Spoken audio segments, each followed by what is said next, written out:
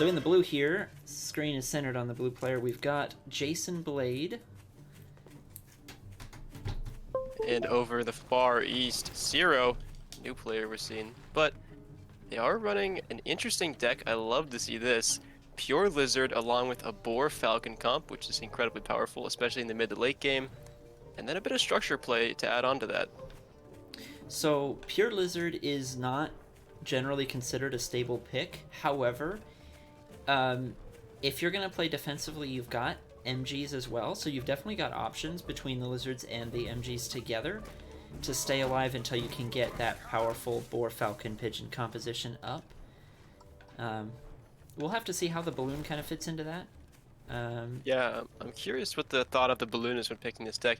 Also a bit of a 6-farm single here from Siro, kind of delaying some farmage here to get that Lizard out. Might be able to put some pressure on if they decide to move out with it. Yeah, so one thing you can do with a 5 or 6 farm safety is you can buy one Lizard and then basically queue up your farms, and you just have like 1 or 2 Lizards, and it forces your opponent to play kind of defensive here and get units as well. But it looks like Siro was actually just kind of getting a couple of warrants early on. Yeah, playing a little safer than I think they really needed to, but definitely not going to get attacked early with this kind of play. So yeah, generally going to stay safe. Generally, the early game goal is to get up to 8 farms safely, and Jason Blade has done it. He's got 2 warrants. Squirrel Mole is pretty good, and he's got his 8 farms. Siro is moving around with Lizards, not quite grabbing that 8th farm yet, so we'll have to see what these Lizards can do here. Okay, there's the 8th farm worth on the campfire. That's fine. Yeah, get the campfire, and maybe we'll also, there we go, 9 farms. Okay, I like it. Yeah, it's definitely interesting. If Jason doesn't see this, oh yeah, they have not scouted that campfire yet. Are getting a mill of their own. However, this mill that Jason has picked is going to be incredibly vulnerable to Lizard attacks. So I hope that Siro makes that. Yeah, choice. Siro is actually expanding forward here as well as grabbing 2 campfires, which is a little bit greedy. It's going to be hard to defend all of those campfires. Meanwhile, Jason is grabbing all of his farms on 1 expansion here and the skunks. But I like what you said up there, actually. The Lizards, if they can run around and... oh, does lose a Lizard there. He can actually run around and pick off these farms if Jason's not careful. Oh boy, actually a balloon going down here. Trying to defend this middle of the map.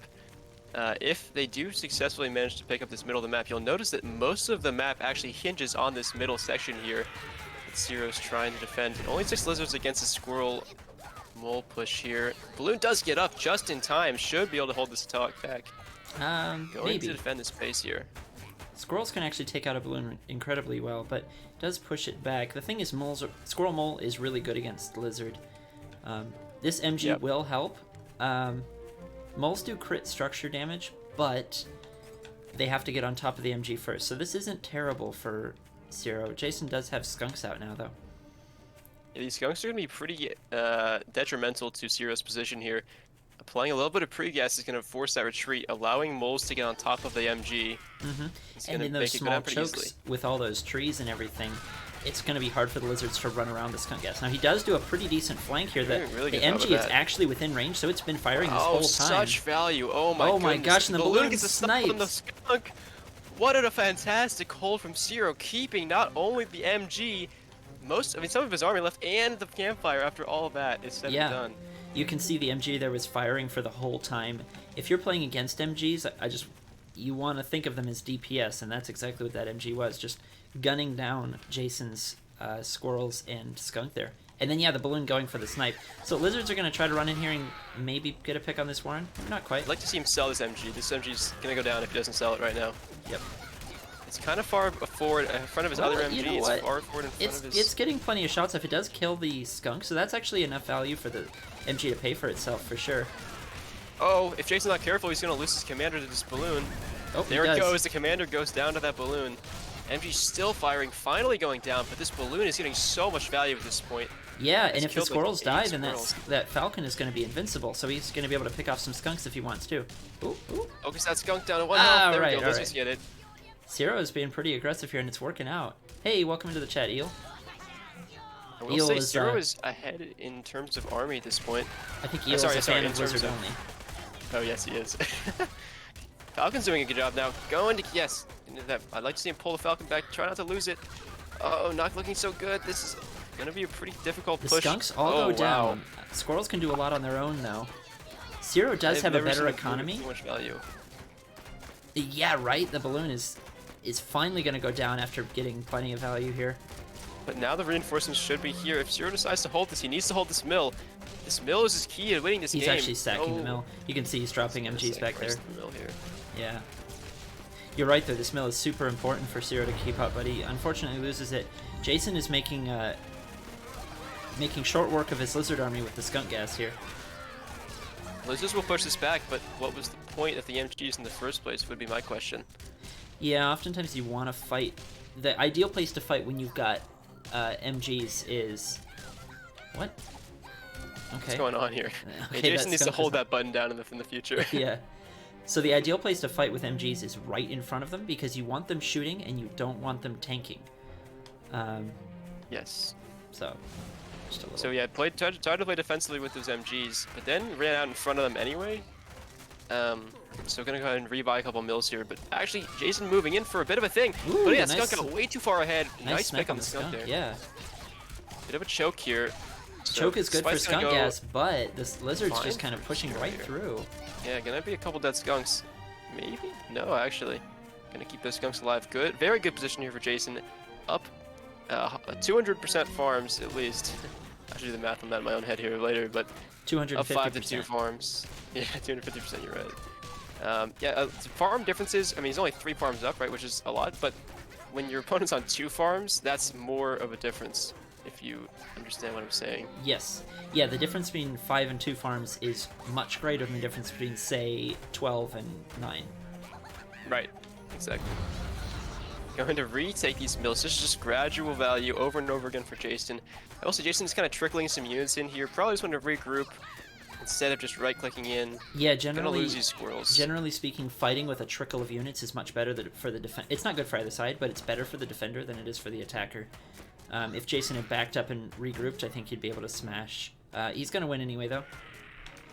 This should be it. Siro desperately trying to get him a farm down in this mill, but I don't think there's really much way back into this game unless he manages to pull a rabbit out of the void of hell. Yeah, that could be. A base trade is possible.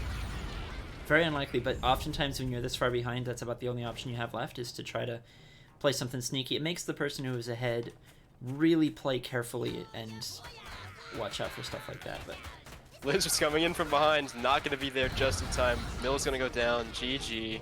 GG, good first game. That was pretty back and forth. I enjoyed that. That was. Oh man, look at the army value graph. Boy. Oh peaks yeah. and valleys. All right, let's see game 2 now. Oh, I need to. Sorry, back into the. I need to actually count that off. All right. Here into game 2. 3, 2, 1, go. All right, perfect.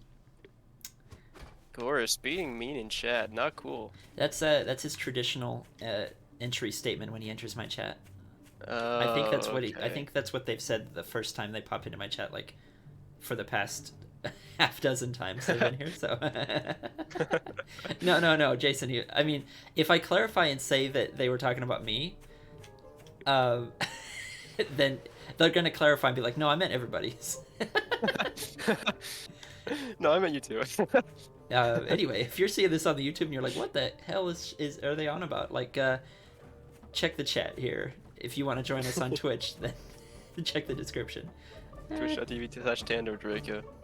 Oh, last time you said hi with a heart. That's right. I'm so sorry. I'm sorry. That makes up for it. He's just balancing out the mean and the nice. He's just balancing it out. Yeah. Oh, right. So in this game here, Siro going with squirrels this time. I approve. I think, again, going for a little bit of early stability instead of grabbing the 8 farms, which is fine. But again, you want to say that Jason Blade is ahead here, getting the 8 farms up safely first. It just kind of gives him a little bit of an edge. It is a very close map, so definitely need to be worried about small rush distances here. So I don't mind 7 farm single, but definitely needs to get that 8th farm as soon as possible. Gonna grab a expansion before that 8th farm. And a few more units. So, okay, looking at decks here, Jason has decided to keep, I think it's the same deck, I don't think he changed it. Siro switching it up to a very, very uncommon deck, but one that I don't particularly mind. We're Yeah, I gonna kind of see like it. Owl. Go ahead, sorry. No, no, you're good. Owl Boar, huh? Yeah, I was going to comment on the snake there. Snake can be kind of tricky to use, especially as a lone tier 2. But again, we do still have the balloon and the MGs that were pretty useful last time, so I'm interested to see if Siro can get into tier 3. Yeah, yeah, I don't know.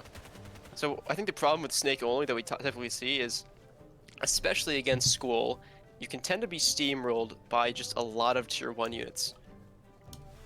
The value that the Snake gets is from picking off tier 2 units, or in really low economy situations where you can't afford to replace those tier 1 units. But when both players are sitting on 10, 11 farms, the Snakes are really looking for value against high priority targets, so pigs or tier 2 units. Cam's being a good option, actually. There we go, seeing some Snakes being thrown down. A couple defensive MGs as well. Alright, so it looks like Jason Blade is going to try to run up here. He does lose his commander, but he has rallied his units forward. That MG is going to go down. The Cam survives, actually. Wow, the Cam survives that somehow. Since we've got Jason Blade in the chat, just a little tip here. When you go in for an attack like that, it's not worth losing your commander, even if you want to rally. So what you do is you run forward, rally once, and then immediately just pull your commander back so you can watch the fight happen. And then when your commander heals up, you can go back in and micro again. You lose a little bit of micro for a second, but in exchange, you get to micro after that. You know what I'm saying? So it's just a little tip there. So Siro has to sell the Owl Warren that was placed, and Jason Blade is going to keep pushing forward here. There's going to be the Warrens gone. If you are attacking someone's base like this with such a superior army, you want to hit farms, and then you want to hit production. If production goes down, then you've basically won the game. Which is just what Jason does here. Very good target prioritization. Not only does he knock out the expansion, he knocks out 3 of the starting farms. A Warren. Siro is only on a single production Warren right now. He needs to get production back. Loading 300 food. Yep. Jason's going to pull ahead here. Yeah, I think Jason's basically got it with the tech lead, the army lead, and the economy lead, and the map positioning lead. There's no way that Jason Blade is not ahead right now. Looks like Siro is going to drop a board, so trying to be a little bit risky here. We've got to wait like 45 seconds for that board to pop out, though. Jason coming back in again. Siro really needs that timing. He wants that board to come out. Just unfortunately, he's going to lose his starting mill here, and it's just a matter of time until Jason finds that expansion. A couple MGs are not going to be able to hold it, unfortunately. So Jason here is basically just looking for Siro's remaining base. I'd love to see with the amount of food that Jason has floated. I'd love to see just buying random mills around to be safe from base trade, but Siro is going to tap out there. Yeah, I really, really enjoyed Siro's play with the balloon and the MG from the first game, and seeing him bring it the second game, I would have liked to see some of that defenses get used a little bit better. Right? We saw the couple MGs get placed down, but when the fight came to it, I think he needed to micro his army a little bit more to get behind the MG, instead of losing, because he lost his squirrels first, and then the MG just fell. But I would like to see him bring this again, just try to see the balloon get up. I think the balloon would do somewhat well against Jason's style, Skunk Cam. So I hope we get to see a little bit more of that. All right, well, let's find out. Game 3. 3, 2, 1, go. All right. Yeah, all right, we got Jason Blade in the blue on the right side, and Siro in the green on the far left. I like this deck the best so far we've seen out of Siro, actually. Despite the Lizard only, we do have the MGs, and then Skunk and Cam are both really solid options, and just one late tier 3. Very cohesive deck here from Siro, probably the most we've seen so far.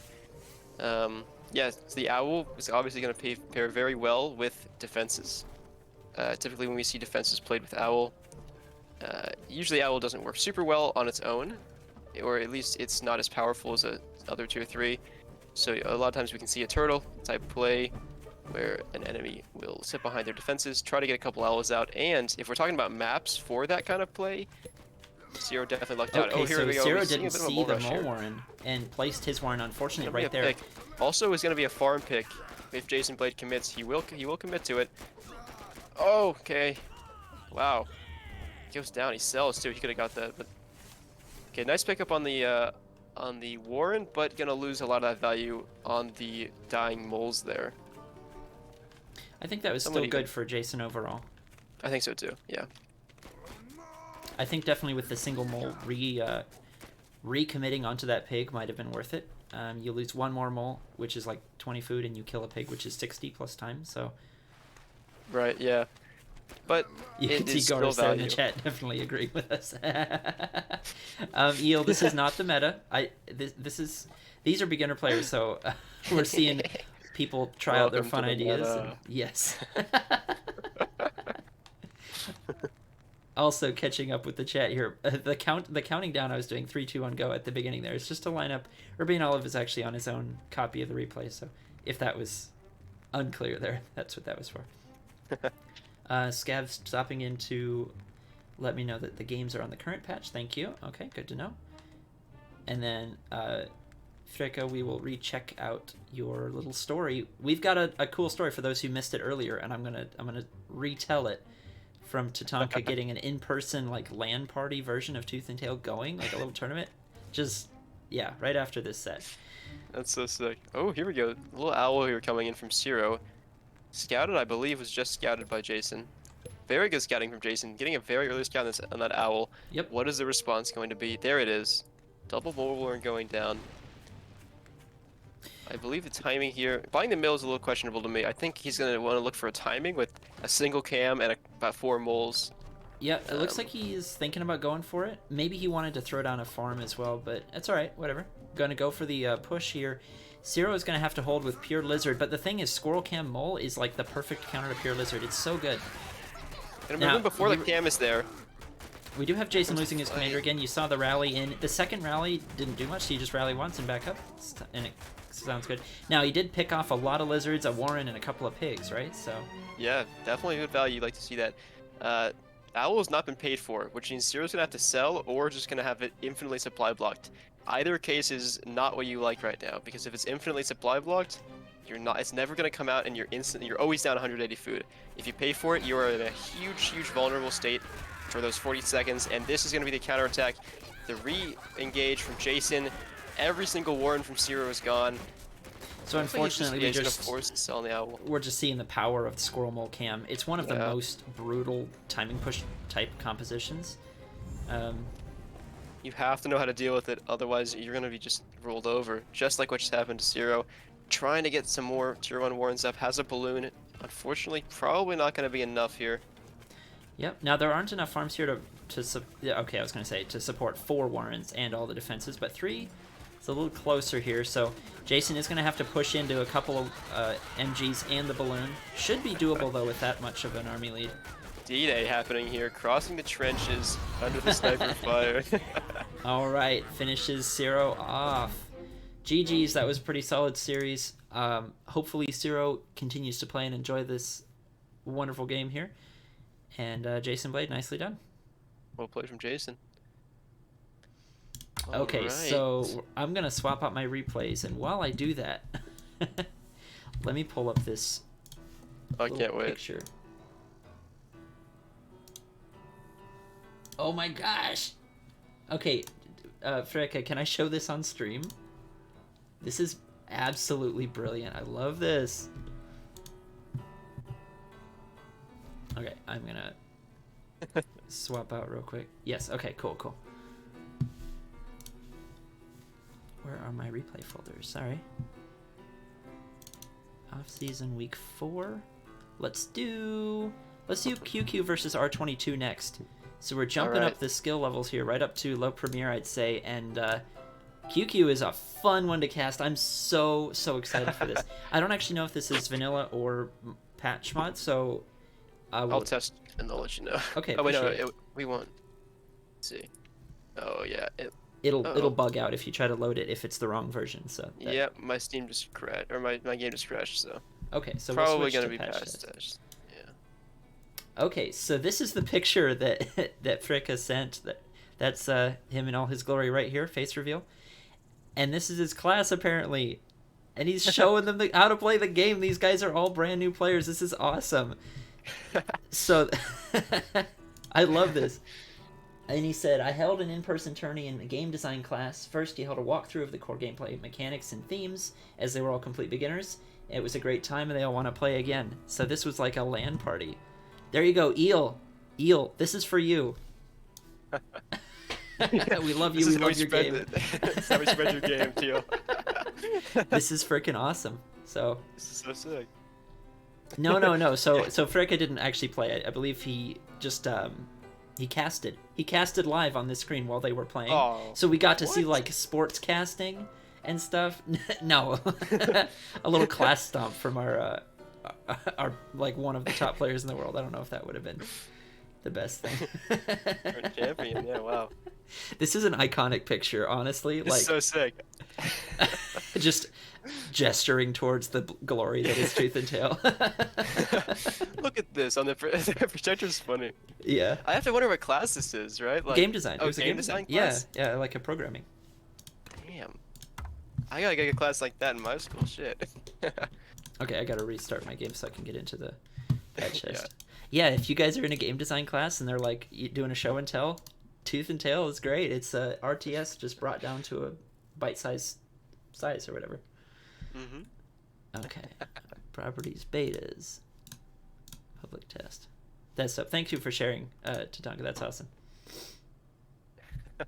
What a cool opportunity, man. Yeah, for real. And obviously, hopefully, they're all learning from that too, because about balancing competitive games and stuff. Yeah, there's a lot to learn. A couple of my friends, the ones that I limited to, know that I'm a competitive player of this game, and so I get sometimes when Tooth and Tail TV casts and I'm playing, I get some people from my school to come watch it live, and they stand behind me and clap on my shoulder, etc. Oh, dude, that is awesome. That's like the classic like StarCraft going to a little LAN cafe or whatever. Yeah. Where exactly. You can play these fighting games, not just StarCraft, but also like old fighting games and stuff like that. Everybody crowding around to watch. That's a piece of nostalgia right there. Yeah. I know, yeah. That was like when I played Studios in the final of last season. Like 4 people in my room, all just standing behind me watching. Yeah. All right, Jason dunking on himself a little bit here. Time to witness real players play. I'm gonna push back on that dunk. Jason, you are a real player. You're real in my heart. Let's go. You ready for game 1? I'm ready. All right. QQ versus R22. 3, 2, 1, go. Wait. Oh, okay. No, it was fine. It just delayed. All right. Yeah, okay. Me too. We're in. It's delayed as well. R22 in the green in the bottom here, and 2 Meows, aka QQ, in the red. What are we looking at? Boy. I'll tell you what we're not looking at. Any of the new units. Boy, oh boy. Well, let me just say, first off, yes, there are 2 new units. Crows and Scavengers, aka Raccoons, whatever you want to call them. But there are also balance changes to a lot of the other units. Noticeably here, Skunks are a little bit buffed.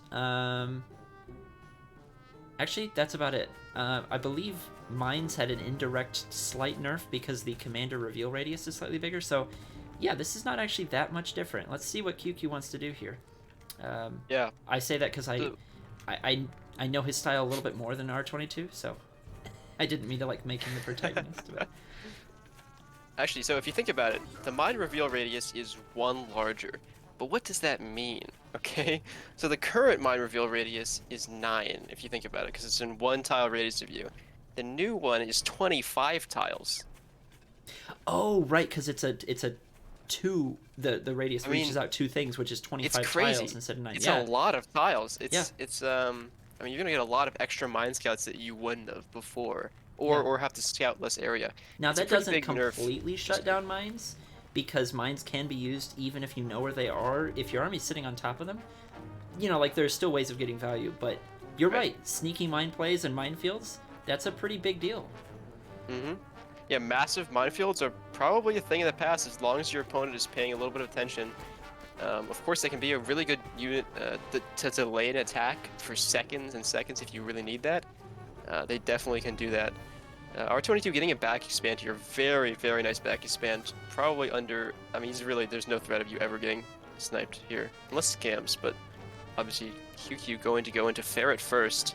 Setting like up some this. mines, I love this. From QQ here, he's got the forward mine so that he can do his ferret pressure, so R22 is going to be hard-pressed to be greedy here. Thing is, the Falcons actually can do decently against ferrets, since they won't be ferret sniped or anything. It all comes down to micro here on both sides, to be honest. This is a huge micro battle. Yep. I'll catch up with the chat in a second. We've got say- some more details on the patch. Yeah, but- so some ferret poking here. Look at the fighting place where this is happening. Look at how weird this tile set is. One unit that's going to be super, super useful in this fighting thing is 1, skunks, but 2, falcons. Falcons don't need to find tiles in the ground. Honestly, I'm going to say that ferrets are actually amazing here as well. Ferrets fight amazingly in chokes. They technically do AoE damage in their 0, like right on the tile they hit. So if your units are clumped up, not only are you not going to be able to dodge the ferret balls as easily, you could actually lose 2 squirrels for a snipe, for example. Oh my goodness. So ferret's going to keep hitting. Yeah, the Falcons were guns down pulling there. back. Look at oh, he's going to double sell. That's fine. That's fine. R22 sees it. Yeah, so QQ is actually really, really far ahead now. He's got the mines to prevent a counter push, and he's just getting into owls after that brutal smashdown of a couple of farms. R22 had lost his Falcons there, despite the kind of choke doodads there that you were talking about. Should have given the Falcons a little extra edge, but he did lose them. Yeah, I think he was just trying to focus them. I think a little bit more micro on the Falcons would have been prudent. It's not a guarantee it would have worked, but I think he lost them during a reload animation. Maybe one more round could have gotten off. Yeah. Now, QQ is relying on Mass Squirrel right now. Squirrel Mine, specifically, which is pretty good. R22 is getting into Skunks, which is the best counter to Squirrels, even more so now since they've gotten a little bit of a buff. So that gives R22 a little bit of a chance, but I think QQ's far enough ahead. Wait, a huge wraparound play here from R22. Something going on with some squirrels. Does QQ see the lack of squirrels? He's got to be wondering right now, where is R22's army? And he's about to figure it out. What is he going to do? Does he know? Oh, he just sold on some of his squirrels. Really? He sold the he's squirrel going to get... He's going to go for the... He's going to go the for Owl Warren! For the, Oh my god, he's gonna get it! He's gonna get it! The owl was half But done if too, he that's loses his army here, is it 360 worth it? food. That's the question. R22 has to get out of here with his army, otherwise he could just lose the game right now. Okay, R22 trying to survive, because QQ can actually counter push here. Well, not against Skunks, actually, goodness. no. R22 just got himself back into the game, because he was so far behind, and now it's straight up just even. It's You are just kidding even. me. Holy What an shit. insane play here. QQ, my dude, like, you didn't see the army, it had to be out on the map, right? Oh no. So, wow, okay. R22, so both players did a tech switch after that first fight. R22 moved out of Falcons, he moved into Skunk. QQ moved out of Ferrets, obviously, into double Falcon. Now, as I said, these Skunks, if R22 chooses to take a fight in this huge minefield, by the way, that QQ has set up, he's gonna run into a ton of mines, he's gonna have good Skunk connections, but also, R22 is dealing with a player who is doing a ton of greed, he's doing tier 3 into it, he has not scouted the greed yet, he needs to see that. That's the first step here. Yeah, the mines and the skunk both are going to be very effective in chokes. AoE in chokes is just amazing. Look at the skunk gas here. Nice 2 kiting. shots and it just already roasts the squirrels so low. All the squirrels are dead. Now Falcons are going to be here. This is going to be a nice hold. There's only one Falcon and a couple of squirrels for R22, so he has to be careful, but he is going to push back QQ. Can he get that Falcon? Yeah, I think he can get it, right? I think he can get it. I think he's going to get it. Oh, the commander can't get it on top of it. All right. The commander got blocked. Okay, it's fine. Okay, so Wow. I think that's more value for... I don't know. That seemed pretty even. This is it tough. just seemed like Maybe it's the good for army QQ graph. because he's ahead on army. Like any army trade is good for somebody who's ahead on eco. That's what I meant. Yeah, eco. Right. Ahead on Yeah. I mean, it's double the farms right now, 10-5. R22 needs to see this. He's got his greed. wolf. I don't know. I can't tell, but yeah, He Wolf is can here. take a fight. Big. Wolf squirrels can Yeah. fight falcons, so That's right. Yeah, this I think is actually a winning fight for R22. Unless he gets baited into all of these freaking mines here. Oh, nice control of the Falcons here. Nice. The skunk Getting micro is so much value. solid. But QQ is already losing a Falcon. Now there's 4 mines here. Going to lose a lot of squirrels here, and now I think it's time to head home. Oh my goodness, no, he's got enough. He's got enough. Those He's focusing the lightning Falcons. are doing their job. Actually tanking a little bit with the wolf here. Now he's on top of farms, and that looks like it's going to be tabbed from QQ. Oh my gosh, R22. That was amazing. What a game. Beautiful. That wolf. My goodness. The pursuit right there, chasing down QQ's army. If QQ had just been at home and was able to defend, he would have won that fight hard. But R22 chased him down with the super buffed units. Wow. All right. That was really, really cool. Very well played from both players there. What a fantastic snipe, though, on the Owl. Oh my goodness, Oh, that, yeah, that won that- R22 the game. That literally, well, that brought him back into the game and gave him You're the right, it brought him opportunity back to in. win. Yeah, yeah, for sure. Also, well done deciding not to go through the little choked up field to the left. He went around the map by the more open path instead of dealing with the minefield that QQ had. So, excellent use of the terrain. Yeah, wow. All right, I'm very excited to get into game 2 here. Oh, hang on. Let me re-click that. Sorry. Okay, ready for game 2. 3, 2, 1. We're in. Yeah, the delay always stresses me out. Yeah, same. But it's the same delay, so we're good. R22 in the green on the far left, and QQ in the red in the far right. R22 bringing the crows. Let's see what he wants to do with them. Boy, yeah. So those crows are going to not really be, I predict, a huge part of his army in the early game. They tend to shine toward the mid to late game when they can be massed. So here's my idea. Well. I agree. Yes, they scale really well, so that when you can mass them, they're very powerful. Even with their they only have 2 DPS and 6 health, which was a countermeasure to their like overpowered scaling. Yeah. But I do think they have some uses in the early game, and we just have yet to find the balance. And that's not a fault of crows; it's just need more testing. My theory is that with moles and toads both being viable picks in the early game, a crow composition is going to give options against that, since toads and moles, neither one shoot up. So if you've got squirrel Right. crow, some balance of squirrel crow should be able to beat squirrel toad and or squirrel mole. So it's definitely an interesting idea, right? But I could be think it's sort of the same matchup we're looking at with like Squall into Squirrel Falcon, right? Obviously, moles don't shoot up, but they provide the tanking that they Right. need to keep them off the squirrels, so the squirrels can do that DPS. Yeah, so it's not a hard counter, but I think you might have some counterplay. And again, I could be wrong, but that's my theory, and I'd like to see it tested and see if we can find some compositions that work. Because I think that and maybe some potential 3 tier 1 combos. We'll see. Yeah, I will say this. I mean, the crows have very, very small health pool. The smallest in the game, if I'm right. 6 HP is it's like glass. I mean, these things are going to go down with 3 squirrel shots, whereas other tier 1, for example, are 4 squirrel shots. Yeah, and I wonder no. with that, I wonder if just hard committing to the high DPS and going for like a lizard crow would actually work really well, because the lizards are going to be out in front of your crows more than squirrels would be, and both of those units are all about dealing damage. So Yeah, I think they're going to pair well better with lizards than with squirrels, because squirrels are going to Yeah. sit back and they're not going to take the damage. You don't want your squirrels to get picked off because they're just not able to get picked off. They'll die super fast. But with lizards, obviously, they'll get on top. And if the buff comes out to health, then can't complain too much about that. yeah, now the DPS is too, but because they clump up, the way that their damage scales is different than the other ground units. It's a lot better than ground units because they can clump up. It's actually pretty insane. But let's get back to this game though. Looks like QQ has dropped an Owl Warren back here. R22 going for the double cam. Both sides do have some tech. Oh, R22 is just going all the way up to 16 farms here. I definitely favor R22's position at the moment. He's way up ahead on farms. He just made a big play to move into farms. And QQ is quite a bit behind on farms. He's going to try to equalize that soon, I imagine.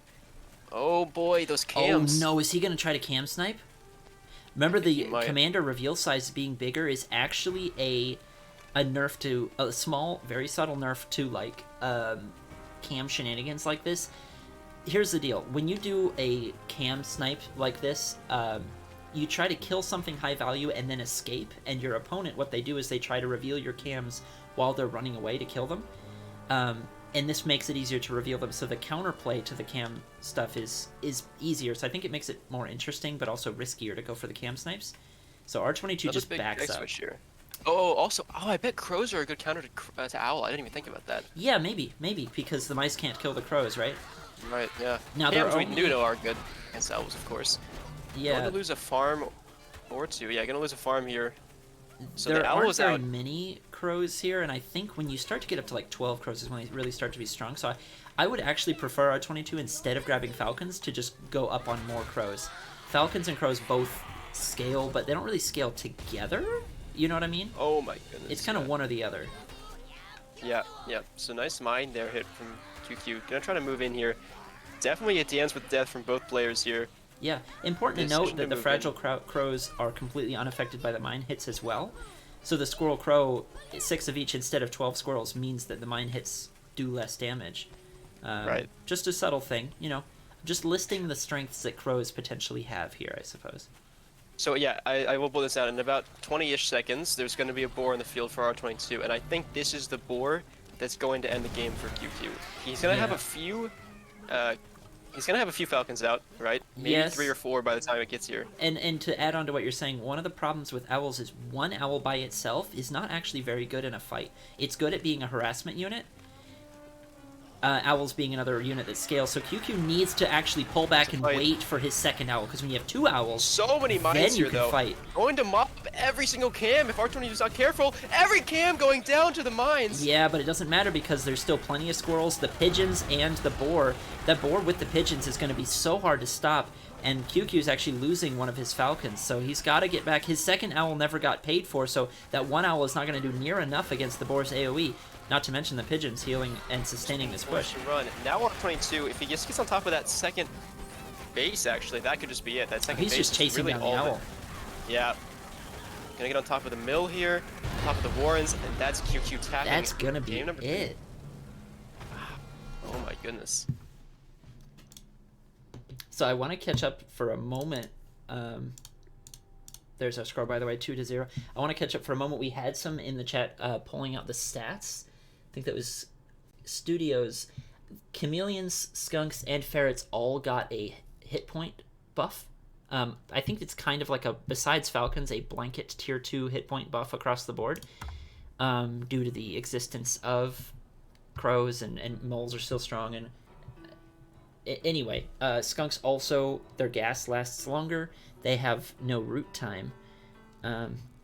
So actually quite a few buffs to the tier 2 units there, which I just wanted to highlight. So Yeah, Skunks strong now, gonna be even stronger soon.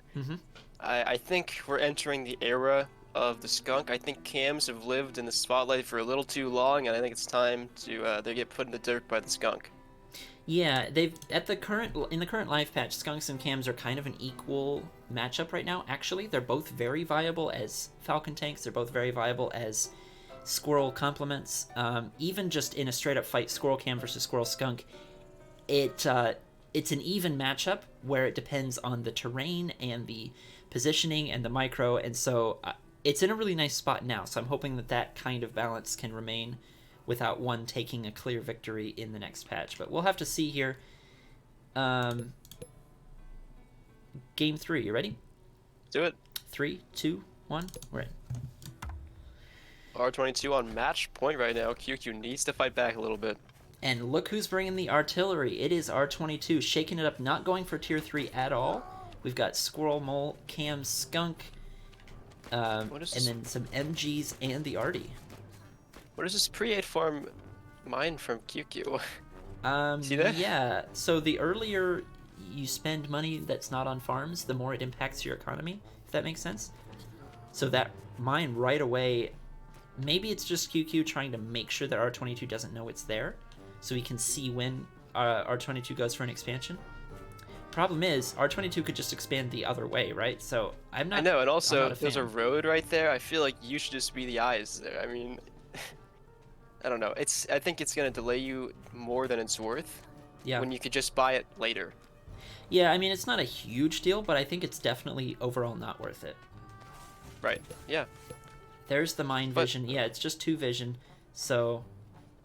Yeah. And for a mole rush here, yeah, I was just gonna say, I don't try to comment on when a mole rush is doable. It's too close though. Yeah, you just move it. Oh, he does sell it just in time to not like lose value from the pig shooting it. So, yeah, technically that mine won't actually see whether the mill is finished or not. Interesting. Yeah. So yeah, I think if he moved the mole, he doesn't really need to hide it, right? He could have just forced to sell on both those farms, but no harm, no foul there, pretty much. Yep, we are moving past the early game. Both sides do have their 8 farms up. And R22 is going to go for an expansion. Let's see what QQ wants to do here. Yeah, I would be fine with a 3 vision mine instead of a 2 vision mine. I know they were nerfed at one point because mines were too good. But with the vision radius, the reveal vision radius, whatever you call it, being buffed, I don't know. I could see a +1 vision to mines being all right. Ooh. Oh, that worked. I thought it was gonna get the MG. So freaking cool. he killed the squirrel and he damaged the MG enough that when R22 sold it, he got less value. So QQ's actually really digging deep with these couple of squirrels. He kills a couple of squirrels and he loses only 1. Will he get the mill? I don't think he's getting this mill. I kind of think he can. He's Once microing. R22 throws these squirrels away. Okay, he's gonna get the mill. Those 2 squirrels were freaking heroes, man. The 2 of them have just like killed so much. That's insane. QQ just microing his heart out here. He does have a Scav out now, and the Scav needs to stay out on the map so he can get some extra food here. So QQ is playing the 1-base Scav pressure, and I think he's actually going to win with it. Doing a really good job of it right now. Yeah. Some fantastic pressure. He's going to do well against Skunks, of course. Yeah, he does have another mine here as well. There's too much free gas, though. Needs to back up at this point. Yeah, the skunk gas is lasting so long. Yeah, wow. Scavs inside the army now. Keep that Scav alive. It's extra money in the bank. +1 food whenever they're outside of your own terror range. Not terror radius. Playing too much DVD. Adding some moles to the composition. R22 playing very defensive with some double MGs. However, he's got a left side of his base. I mean... R22 is also open. only on 7 farms at the moment. So yeah, QQ is just going to go around the MG and pick up from a different side. 1 farm goes down, 2 farms go down right away. The Scavs are still alive, getting extra food value. At this point, that's like half of an extra farm. QQ's basically on like 8.5 farms this whole time. He's probably going to repel here, though. I think if R22 wanted to, he could move out and force to sell on all those forward Warrens here. His mines are definitely going to help, but I don't think this is enough for QQ to actually hold this. I think it just barely is. No, he's going to force to sell. Okay, just barely isn't. Okay. All right, so good mine hit there. Oh, he should have like right-clicked in on the Wool Warren to make it lose value. Honestly, yeah, he could have killed the Wool Warren, maybe even killed the Scav, or at least forced it back into its own territory to lose food. Right. But he has so much tier 1 now. This is going to be... Yeah, QQ has to back up here. There's no way this is enough. Oh my god. Yeah, okay, it's not enough. It's so hard for me to tell with these new units. Yeah, Scavs are pretty good. Wow, they're actually cleaning up this tier 1 right now. And this is it. I think now that R222's lost all of this, he's down so much food. At this point, even if QQ loses his whole army here, which he's not going to, by the way. Yeah, it doesn't matter. This is going to be 8.5 farms to 4. Yep. Such good control. Only lost 1 Scav this entire time, keeping him on constant low health, constant production of food. This is like textbook Scav play here. Well, textbook if your micro and control is like god tier. This has been so amazing from QQ. Like, all the way from that early squirrel rush, the control of those, what is it, freaking 2 squirrels killed like 3 squirrels in them. It was so crazy. He dived the squirrels under the mill just so that he could get the 2-on-1 squirrel kill, so that he could get the mill. Yeah. Then when the new squirrel came out, he dived that squirrel as well, and that let him get the mill. And he never let go of that snowball. I was just talking yesterday about how snowballing is not really that much of a concern in Tooth and Tail, but I mean it exists. And QQ just never taking his foot off the gas pedal there. That aggressive play, pure skill, pure freaking skill. Boy, all right. Okay, game 4. Welcome in those who are just popping in. No, we're in the 2nd series out of 4, so you are less than halfway through the stream. Welcome in. Are raccoon snipers? Kind of. They're kind of a blend of a lot of different things. I mean, they're scavengers, so they've got an eco gimmick. They're kind of like a mix between a giant beefy squirrel or a slow baby fox. Like, they're somewhere in between, right? I guess you put it very perfectly. They're like a big squirrel or a kind of like a fox, but yeah. Yeah, they're probably more squirrel-like than fox-like, but it's somewhere in the middle. Yeah, yep. 60% squirrel and 30% fox and 10% their own weird thing. Just 10% campfire. Yes, that's it. That's it. Okay, game 4. Let's go. 3, 2, 1. We're in. All right. In top left here, R22 playing Quartermaster in the bottom right. Two Meows, aka QQ, playing Hopper. So they bring that same deck again. Love to see it. I'm interested if Snakes will veer their ugly heads here. I'd like to see it. Snakes have gotten a bit of a rework here. So back in the day, Snakes used to do a whole bunch of damage. I think it was 2 DPS, if I remember. And the poison tags would not time out until the unit in question was no longer taking damage, which meant Snakes dealing poison damage into an enemy who was standing in skunk gas was basically infinite poison. It was a pretty insane combo. Not overpowered, but it was definitely kind of commanding the tier 2 meta. So that combo got nerfed all the way to the ground.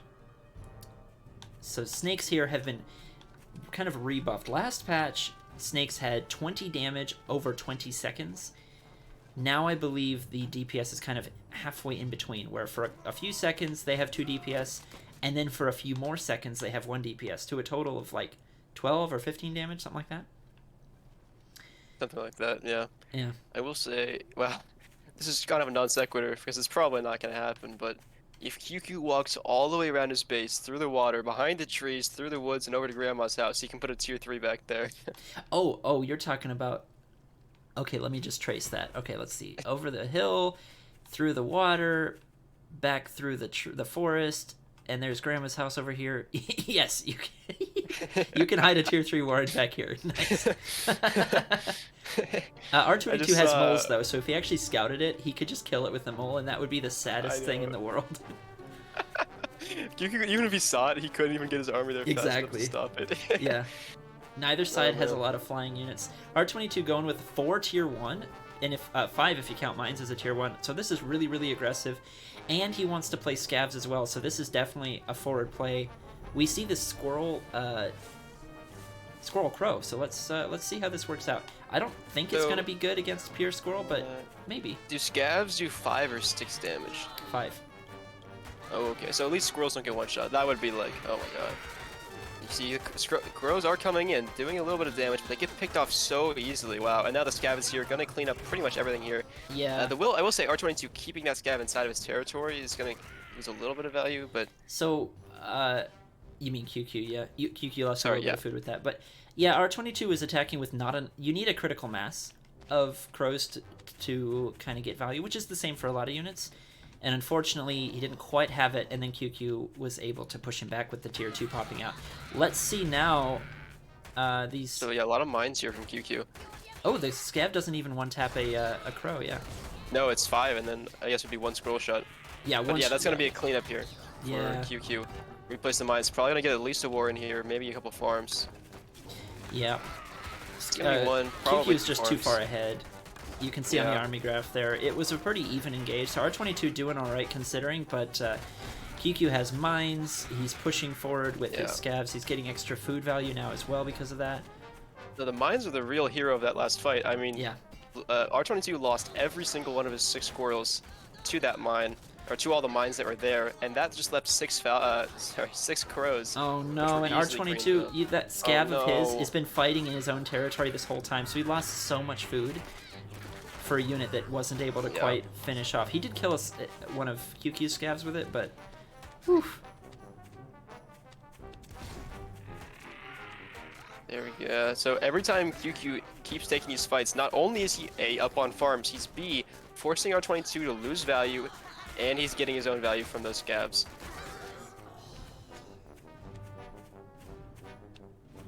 Trickle of units here from QQ, but it's just going to be eventually a death by 1,000 cuts. That's going to be the tap. Yep. R22 knows it. So QQ taking back the series here. This might be a reverse sweep here.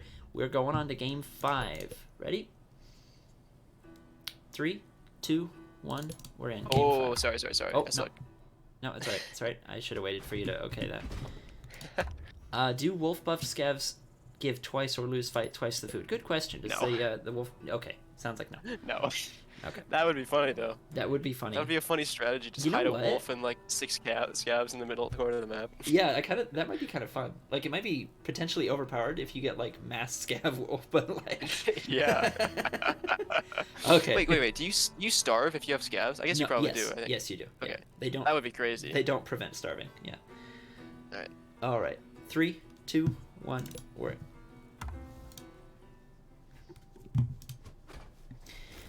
all right. R22 here, still on match point, just not quite able to take the last game here. And QQ bringing a much more QQ style deck. Oh, this is glorious to see. But you know, he goes down 0-2 with the ferret play, and then he's like, all right, I gotta try hard a little bit. Spring my scabs in, and then he gets to game 5, and he's like, fuck it, we're going Fox Badger. Yeah, that's right. We're gonna try hard here. QQ is one of the few top players that consistently plays Artie like all the time, and I love him for it. Also, very popular Fox player. He plays with Fox a lot. So definitely a breath of fresh air. Like, we have a meta, but there's a lot of very strong players that just play very differently. Meek comes to mind, QQ comes to mind. Occasionally Tatanka will just try something totally out there and still do amazing with it. So you can definitely make these weird styles work once you kind of learn the ins and outs and see how different the game functions.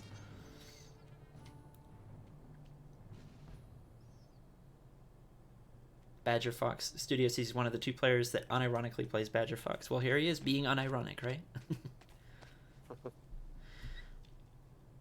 Okay, standard early game with the 8 farms.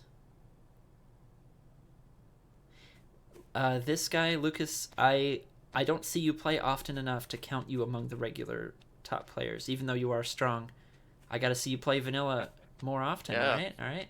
Get back into it. No, get that hashtag LFG MC mod only out of your tag so I can see you play. All right, QQ. Now, this is a classic QQ strat. I'm going to spoil his secrets here. He scouted R22 going for tier 2, saw the Skunk Warren, and he went home and immediately placed an Artie. There's no way that R22 can punish that Artie because he went for tier 2. The Artie will be up by the time the Skunks are ready. So that is the way to get the Artie up, and what that means is QQ is going to be 1000% safe to expand and tech up and do all the crazy greed he wants to, whereas R22, oh, you know what? R22 is one step ahead, just going to go for the wolf right now. Going to get a lead on the tier 3. I like it. Yep. Oh yeah, so R22 sees that. I think he's going to be quite unconcerned, just going to go, well, you know what? You put down your Artie, you put down your double MG. I'm going to sell down all of my squirrels. How about that? I love it. I'm going to expand. I'm going to do everything I want. And what are you going to do about it? You wouldn't get squirrels of your own either. There are 2 different types of greed in Tooth and Tail. There is the, I'm just going to go up to 16 farms while you go up to 16 farms. The farming, like typical macro greed. Yeah. Yawn. We've got here the wacky greed. We've got Artie, we've got Badger, we've got R22 selling all of his squirrels and going into Wolf. Like, this is the kind of game I was signing up to see when I saw QQ sending me replays. One thing here, I think that QQ here has put down 3 MGs and Artie. This is almost like QQ covering his head in the blanket and going, please let me get my Badger out.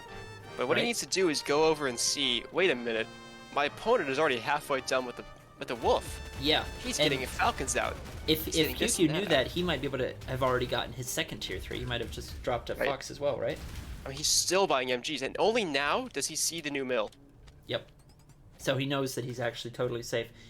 Just in time for him to maybe not be totally safe once that wolf pops out. Yep. So wolf is here, gonna buff up the production speed of those Falcons, and that's the real danger for a Badger. Of course, QQ thought of this and said, you know what? Oh, you like wolf buff Falcons, huh? Let me bring my Fox into this play. Yeah, but it's not out yet. I do want to say that one of the things the Artie actually doesn't do very well is deny scouting. MGs deny scouting pretty well, partially by literally blocking space, but also DPS. Balloons masked up really do amazingly at blocking scouting, but you see the Artie there actually just never hits a commander, so I do want to point out that R22 is able to get all the information he wanted here, and here he has his wolf buff Falcons. The Fox, though. I don't think he saw the Fox. Yeah, he never says how the Fox were, and so he's making the right decision. He should push in, he should make something happen. Yep. Once that Fox comes out, he's going to be in a real rough spot. Now the Badger is actually even safer than usual. It has its usual pigeon. Well, the pigeons all just died. But there's also MG and Artie cover that the Badger can retreat to, so the R22 cannot, in a million years, cannot force a kill on the Badger. As long as QQ doesn't mess up and like get the Badger out where it is weak, the Badger will never ever die, because you can just retreat back to the cover of your structures. Meanwhile, the Fox is kind of supply blocked, I love but that's this okay. counter attack, moving around the other side. Yep, that's the Going to classic sell down answer. Foxes If you see 40 seconds defenses away. go around them, right? So attacking from the north there is definitely smart. So obviously R222 does not know about this Fox. If he did know about it, I think his response would be different than what he's doing right now. Yeah, it's I think tough. the Like, correct what do you do response- here? Because Mass Squirrel is countered by Artie. Mass Falcon is countered by Fox. Although Wolf Buff Falcon has a chance. You get one shot, basically. Let's see. Mass, like, Cam loses to... Well, I guess Badger's pretty good at Mass Cam, but it's kind of Oh, speed. no! Oh, he's going to try He's to gonna snipe go the on the Fox Fox Warren. Warren. He knows how important it is, but I don't the think he gets Artie... it, though. It's just one. Yeah, the Artie. Yep, Artie's gonna do it for him. And he dies. All right. With the second cam, maybe. Oh, he's gonna get the army off the front line, though, and get a snipe. One MG, not quite enough. Okay. And Well, that means the Fox is out. yeah, the Fox is out. R22 trying all the tricks he can, picking off little bits here and there, trying to make chances for himself, but it doesn't matter. The Fox is out. It's already killed a pig. It's gonna kill a squirrel. Let's see. Squirrel. It's another Falcons squirrel. are the real gold here. There's 2 one. meows. There we go. I Trying to think get a QQ's cam got play it. here to work. This is so brutal for R22 to have to deal with. Cam on top of it. Yeah, the Does a thing little is, bit of damage, though, but not enough. because the Badger is there and the Pigeons are there, I don't think the cam play is just has as much chance of working as usual. Yeah, it's so difficult. Yeah, especially R22 against a trying really his experienced best. Fox player like QQ. I'd like to see QQ get a third mill here. Of course, he is applying this constant pressure, and it's doing so much.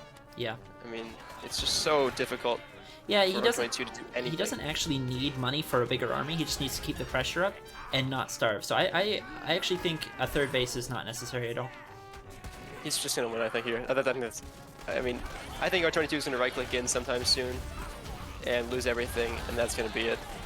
Ooh, the Badger going really Oh. low with the wolf buffed units there. The DPS is Oh insane. my goodness. QQ's got to be careful, R22. and he does lose it. 24, he gets the Badger, so nice pickup there from R22. Actually, looking closer than we thought. I'd love to see But losing QQ Falcons- sell his back MGs.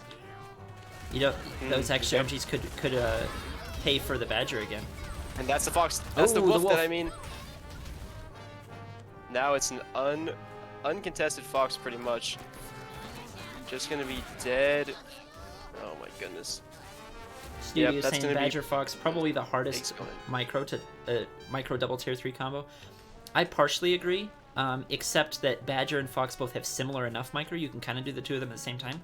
You go in, you start shooting, you back up. It's tough, but it's they're kind of complementary, kind of. Wolf Fox can be tough.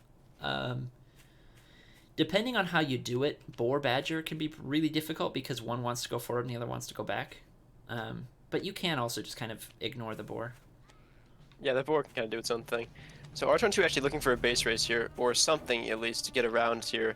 He's just applying pressure to keep the Fox off of his farms and Warrens and stuff. And QQ is going to respond by dropping another Artie. A third Artie, oh my gosh. Because he doesn't even need to attack with the Arties. He just needs to make sure the base trades can't happen now that he's got his tier 3. So it's pretty different usage of Artie than we're used to seeing, and I like it. Here comes the fight. Oh, Fox almost going down, but yeah, that's going to be pretty much the army gone here for R22, unless he can get a pick on the... Badger oh, he goes gets down. The Badger. The Fox is still alive, though, and there's not much left for R22, but a couple of Falcons. And the big, expensive one Falcons are goes... dead meat. Yeah, that's going to do it. QQ takes the series. The reverse sweep. Oh my goodness. Yeah, for real. That was incredible. Very well played there from both players, actually. That was super sick to watch. That was a lot of fun. Boy, alright. All right, so I got to drop the public test here. Go back to regular tooth and tail. We've got two I actually more have series. a Zoom meeting going on pretty soon, Tander. I may have to hop off here a little bit. Okay. Forgot about this. Well, do you want to cast a little bit more, or do you want to get off now? Well, it started at 1:30, so I think I'm gonna hit that one up. All right. It's currently 136. Hey, thanks for co-casting. It was great to have you on. Yeah. Super happy to come back on. Love to watch these kind of games. Awesome. Glad you got me in here. All right, I'll see you later. Bye-bye. Goodbye. Tatanka, I just remembered you asked a question in the chat earlier and I missed it. He said, should I post this on the Pocket Watch Discord? I was going to say yes, but it looks like you already did it, so hell yeah. Isn't Wolf Fox literally a faster fox and therefore easier micro? It's easier to get a lot of value, yes, but it's also easier to mess up. You can die to things by accidentally running too far forward, so that makes it... It's like higher risk, higher reward kind of thing.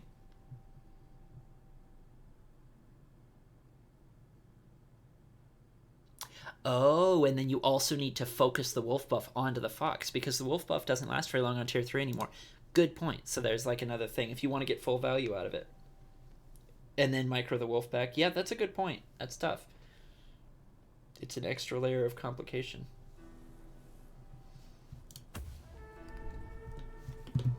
Okay, I'm going to reset the scoreboard here. And then, yeah, way back studios, when you did the sound cue, I did shrink that down. If somebody wants to try a sound cue again, it should not be the whole screen. It should be just a corner of it now. At least on that one. Let me see. Sound alerts. Oh, this one's the whole screen. Hello there. There we go.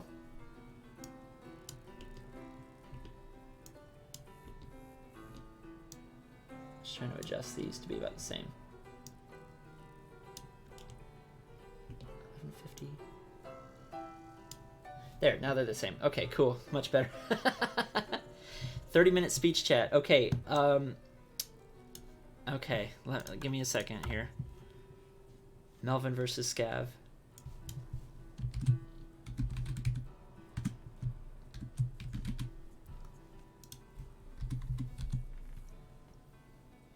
Okay, so we're going to turn on the speech chat. I need to remember my... We're going to do it just for this best of 5, so it'll be roughly a half hour. Melvin and Scav. Hopefully neither of them mind overly much. I just need to remember my link for that. Give me a second.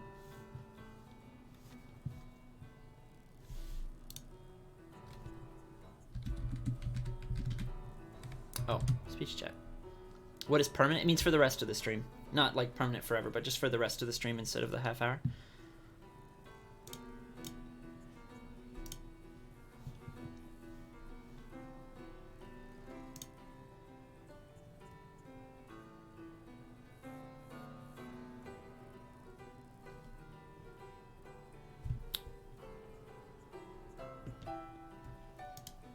Why is it telling me I need to connect? Okay.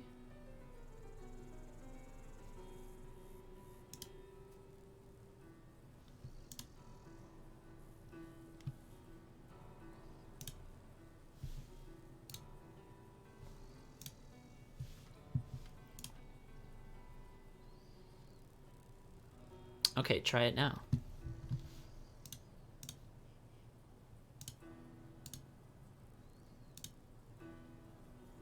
Lucas Nickus said, OMG like Mark.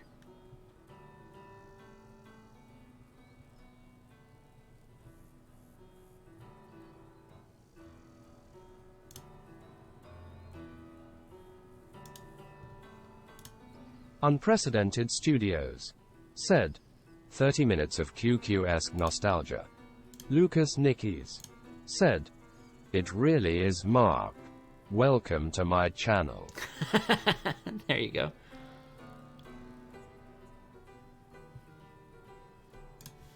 Okay, just fucking with the settings here real quick to make sure, because I lost all my settings for some reason. Freak Morris said, Carrot. Okay, Unprecedented Studios said, yes, QQ lives on in spirit. Lucas Nickies said, Carrot. Events, user group. Winterload 1 said, we want blood. Blacklist.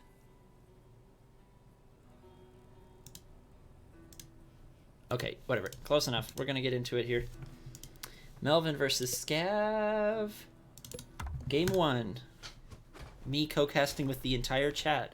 Melvin in the yellow, in the left, and Scav in the red, in the right Lucas here. Nickies said, Akantu Chinko Flaso. I don't understand.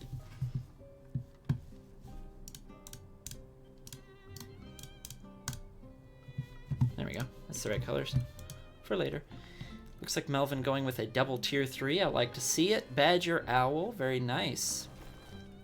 Super meta like base to get up to it. And Scav going with a little bit more aggressive tier 2. Kind of an Airlu style, actually. Kind of. Actually, no. Completely an Airlu style here. Even with the Lucas snakes. Nickies said, you not caught up in the choo-choo voice talker character arc. Oh, that's true. Yeah, Unprecedented I'm not. Studios The lore has said, evaded me. It's a joke related to one of the Spanish TTS voices, I believe. Got it. There is some lore with the QQ stream. Man, we should have done this for the casting QQ's games. Dang it. Tatanka, you were a whole series late. I'm sorry. Ah, that would have been good.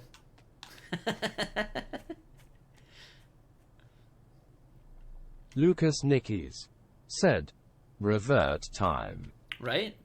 That's what Unprecedented Studios said, that would have been so good. You know what? Here's the deal. Next time I cast Lucas QQ, Nickies I'm just gonna said, turn on this for every delete time I cast VOD, his go games. to sleep, start over tomorrow like never before.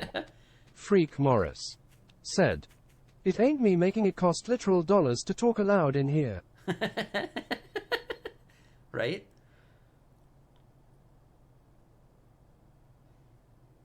Unprecedented Studios said, LUL.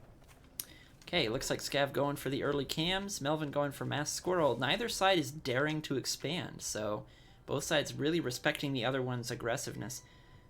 Or something like that. No moles, though, so it's nothing to worry about. Lucas Nickies said, freedom of voice is for a price. Damn right it is. Okay, Melvin going for cams. Nothing too spicy yet. Let's see some greed, man. Said, literally 1984. Unprecedented Studios said, is it truly free then? Is anything truly free? These cams are not free, that's for sure. Alright, Melvin going for double cam. Unprecedented Studios said, true. Lucas Nickies said, free is what you think. Winterlode 1 said, I think Bellafide would approve. Bellafide.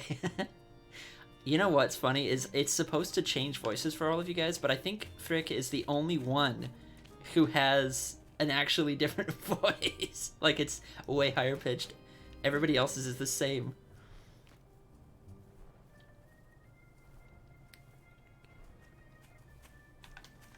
Freak Morris said, I'm special. Iconic. This is like the most okay, so if you guys are watching this and you're not like Winterlode 1 super experienced said, with Tooth and Tail, cam shenanigans incoming. This is like Unprecedented Studios said, lol. Not with a Falcon guarding the orange, it's not. This is like some of the most like textbook Lucas one Nickies base tier 2 said, macro ever. I fucking love Cam Falcon. Like, you get 2 cams, you get 2 Falcons, you get some tier 1, and now you finally expand. This is like Freak so Morris textbook. Said, I fucking hate Cam Falcon.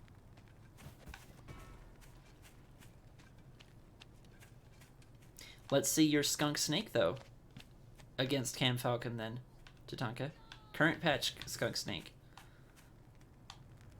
With all of the shenanigans that go with it. This is like a very slow, very safe, macro, tech-heavy game. Lucas Nickies said, Scav is it's playing like safe. closing your eyes while driving a plane, but still flying in autopilot. Nice, Unprecedented nice pick there. Studios Scav snipes a said, base. We I saw like it for a Skunk second, Falcon but then he more, lost the I think. cam. So It Melvin is suits me actually going to more, attack. I think he's just Morris attacking because he knows he's one said, cam ahead. I will snake a cam, don't you try me. This is incredible. He's also got pigeons. Oh my gosh, Melvin! Wow, okay, I need to pause here to say what the hell happened, because that was really fast. Scav had his cams out forward to snipe the mill. One of his cams got killed. Meanwhile, Melvin pushes Lucas forward. Nickies said, "You only miss Skunk Falcon when it isn't there." Melvin pushes forward, and not only is he one cam ahead, but then he micros well to snipe Scav's Falcons while Scav is not looking, and he's got pigeons to keep himself alive, and now he's just way ahead. Look at how good that fight was for Melvin. Truly, truly the strongest of intermediate players. Am I right? Yeah, I like Skunk Falcon. It's my favorite, to be honest. Unprecedented Studios said, "The difference of a single cam." A single cam Freak and Morris good target said, firing. Micro "Above makes a huge average." difference. Yeah, above average intermediate play. There you go. Okay, so Melvin is changing it up completely down here. Going for owls, I guess, again. But now he's going Skunk Snake. Here's your Skunk Snake, guys. Let's see it. Scav Lucas going for Nickies a couple said, of tier 3. "At this rate, Melvin Fry will climb up to low premier next year." Yeah, right? He might be able to join UrbaneOlive in the Premier Division. Freak Morris said, "I see the potential."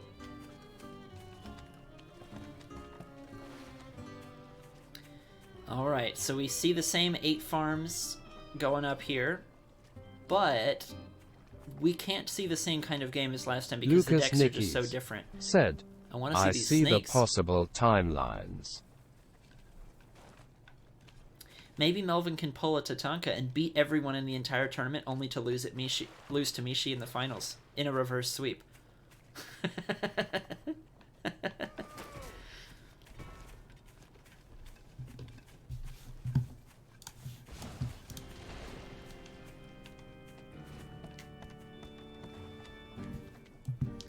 Alright, Melvin being a little bold here, going with the 2 Warren expand. This is like a pretty new strat. Only seen Lucas it a couple of Nickies times before on the said, ladder. "What finals?" The Tatanka versus Mishi finals, where Tatanka was up. It was like a best of 11, and Tatanka was up like 6-0 or something. And then Mishi just reverse swept him all the way, something like that. It was kind of an iconic finals, to be fair.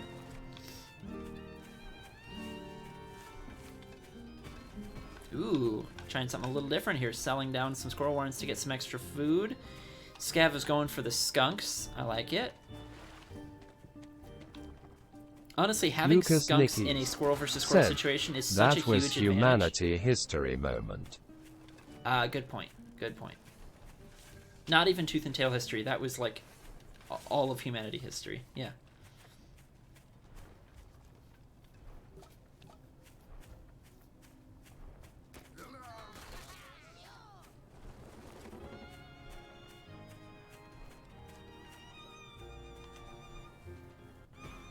Unprecedented Studios said, "I time back what I miss."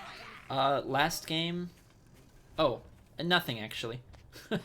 You were here last game. So this game, nothing has happened.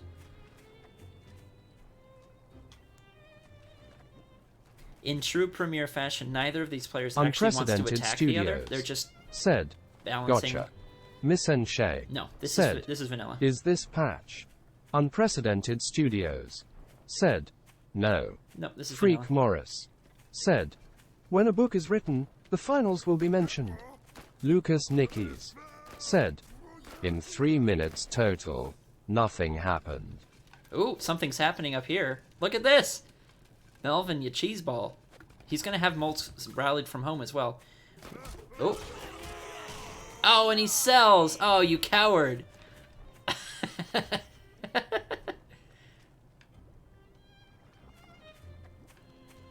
Are you serious? Okay, I was gonna say, you're not gonna lose moles right now, are you? Freak Morris said, "Intermediate level play." Well, the bird is here to watch the high Lucas ground this time, Nickies so... said, "Fucking intermediate level panic." Melvin is going into snakes, though. I want to see it. Let's see the skunk snake versus skunk falcon. Who wins, huh? Because most people would have us believe that the Jason falcons Blade just win every plays. time, but I Said, don't know anymore. Lol. I don't know anymore. I think snakes are slightly more valuable than people made them out to be. They're definitely less straightforward than they used to be. You can't just A-move them. You have to, like, know their strengths and weaknesses and know how to micro them and Lucas target fire Nicky and stuff. said, I don't know anymore.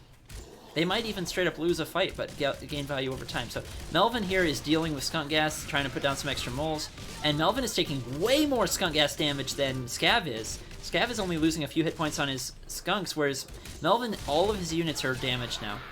But Scav is going to pull back here.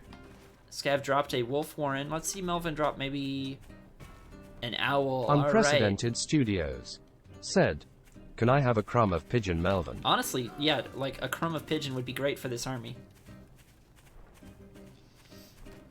Except there are so many moles, the Lucas pigeons would be... Nickies Well, you know, that'd be said, alright. Yeah, there you go. No.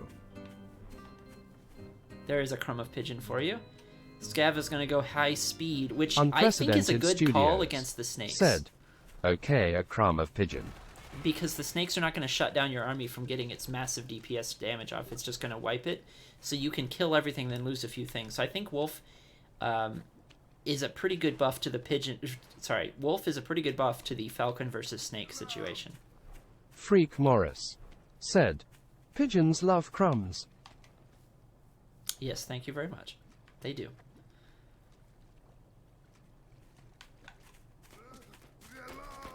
That was a interesting attempt to deny scouting. He just kind of Lucas totally Nickies missed him.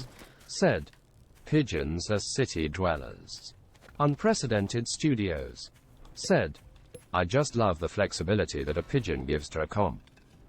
Winterload 1 said, I love pigeons. Lucas Nickies said, what flexibility? Jason Blade plays said, so when it comes to no defense units in someone's deck, is that considered a more aggressive playstyle? Not necessarily. I would say... In fact, I would say no, not at all. Defenses are actually a little bit of a misnomer. Using defenses does not actually mean you are a more defensive player, and not having defenses doesn't mean you're a more offensive player. So both of these players are running only mobile units, but they were both playing so insanely defensive. Said, pigeons are hollow-boned and fragile. Lucas Nickies said, lol, defense are kinda more aggressive, I think. Yeah, kinda. I mean, defenses can be aggressive or defensive, and no defenses in a deck can be either aggressive or defensive. I really think it depends, and the playstyle matters more on just how you use what you've got. I would say there are units like ferrets that are more definitely aggressive, and there are units like... well, falcons are a little bit more defensive. Unprecedented Ferrets are way more Studios aggressive. I don't know, it's hard to said, say. At Lucas Nickies, you saying that being able to soft counter poke damage and keep your T2 healthy isn't flexible. Winterload 1 said, 8 chams are scary. Yes, they are. 8 cams I missed, and then we've got a wolf and a fox, so Melvin has to rely on his mass mice here, just chewing through stuff, but the cams are doing alright. Just chewing through. All of the mice go down. Scav with his insane tier 2, the skunk gas, the cams, and all of the falcons, all just killing everything. Soon the foxes are going to be able to snipe the owls. The snakes are getting a lot of value here, so you need to kill that snake. No chance. Unprecedented Studios said, He's cornering them. Skunk Falcon is Okay, absolutely horrifying. Ah! Freak Morris said, so many stats. Indeed, yeah. So Scav takes it. That was brutal. The owls had no chance, even though there was 3 of them. Just dunked. That was insane. Unprecedented Studios said, I kinda like Scav's deck. Yeah, what was that? Squirrel, skunk, cam, falcon, wolf, fox? It's pretty weak early game. You don't have as many options, but that's a really, really powerful fighting composition. I love that. And now look at Scav. Oh, the Chad. The boar snake. He's also going squizzard like an absolute maniac. I love it. Melvin doing his normal Melvin thing. He's going squirrel, mole, badger, pigeon, falcon with some balloons. So Winterload 1 I like this. Said, B-O-A-R.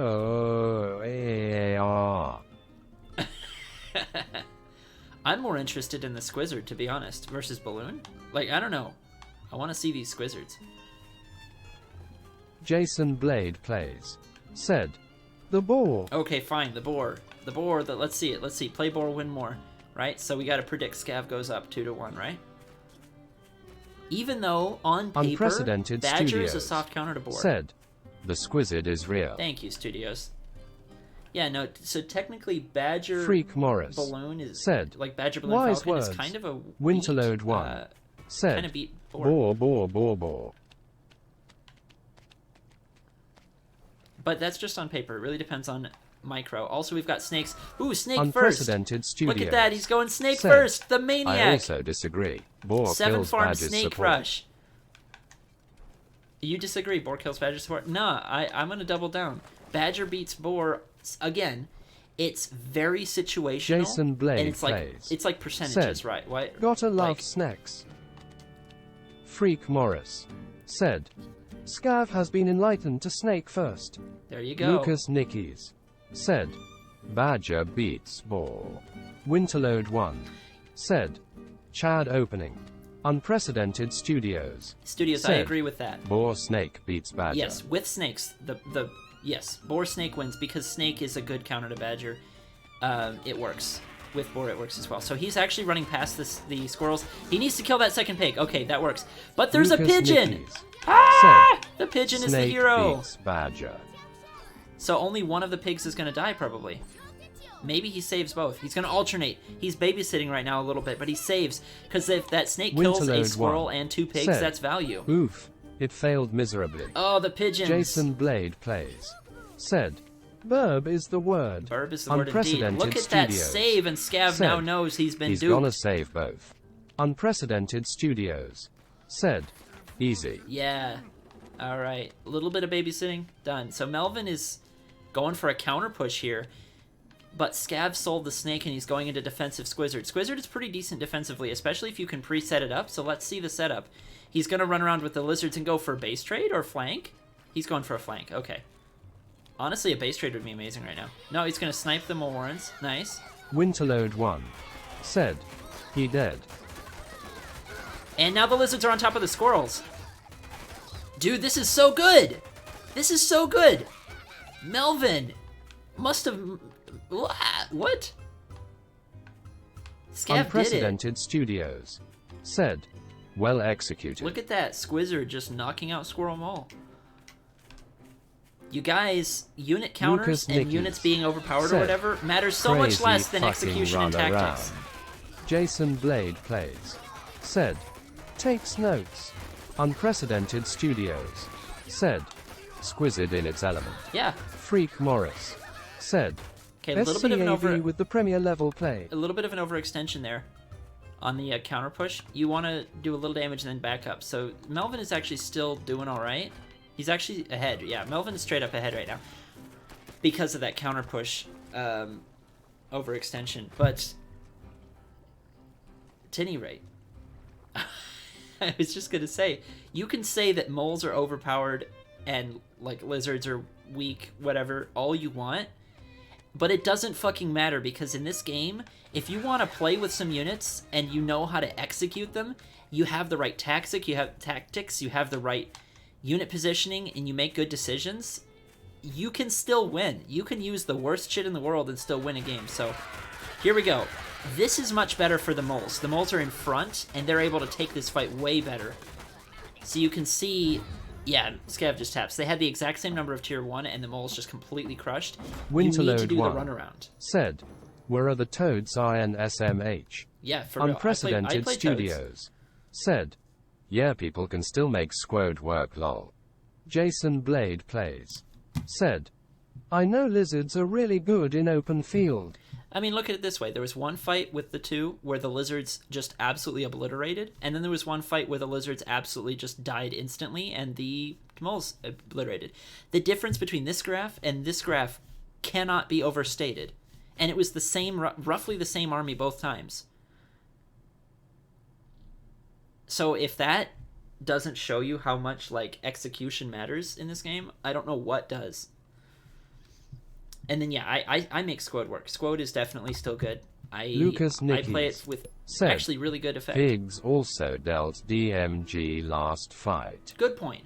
Not enough for it to be a huge factor. I think there was only 2 or 3 pigs firing, which adds up, and like it's part of it. But the moles would have still won in that second fight anyway because of the execution. So, yeah, it is defender's advantage too. Let's see game 4 though. Melvin up here on match point, and Scav, it's his turn to take a game if he can do it. He's bringing the double tier 2. Both sides, they're more similar decks this time. They both have squirrels. They both have a tank and a falcon. They both have pigeons. Nice deck by Melvin, oh my lordship. Yeah. Oh yeah, this is great. Squirrel, mole, skunk, falcon, fox, pigeon. I like it. Honestly, I would say I would like to drop the moles and the pigeons and add toads and something else instead. Like if I did squirrel, toad, skunk, falcon, maybe fox, mine. Or, yeah, that'd be pretty great. Get all of the AoE, right?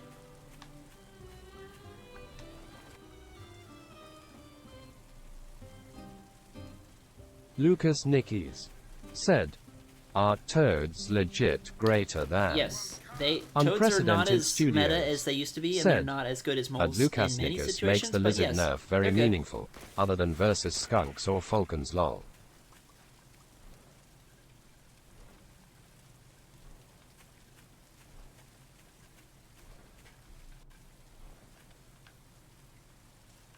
Oh, you mean because pig fire. Pigs kill lizards faster since the hit point nerf. It's true. Lucas Nickies said, no studios. Sasha said the -1 horsepower What? doesn't matter versus pigs. Bullshit. If Sasha said that, she's Unprecedented wrong. It does. Studios It's a huge difference. said, yes. Unprecedented Studios said, and Lucas Nickies Sasha is an idiot sometimes. Jason Blade Plays said, my goodness the sass. Lucas Nickies said, I believed Sasha, but only on Tuesdays. Winterload 1 said, God damn it, now I wanna play Toads again. Winterload, I've Freak got a replay Morris for you. said, Sasha is not generally not to be considered.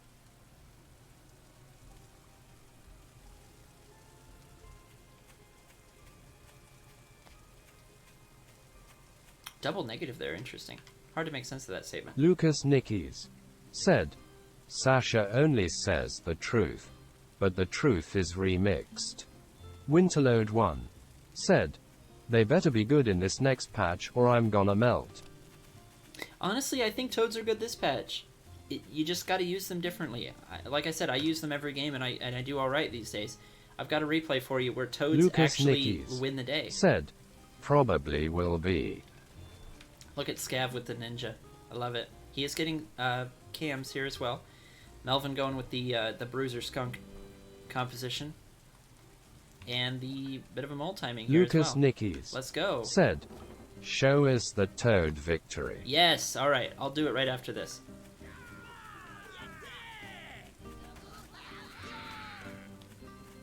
I showed it yesterday on stream, but I haven't put that on YouTube or anything, so I'll do it again because it's a good game.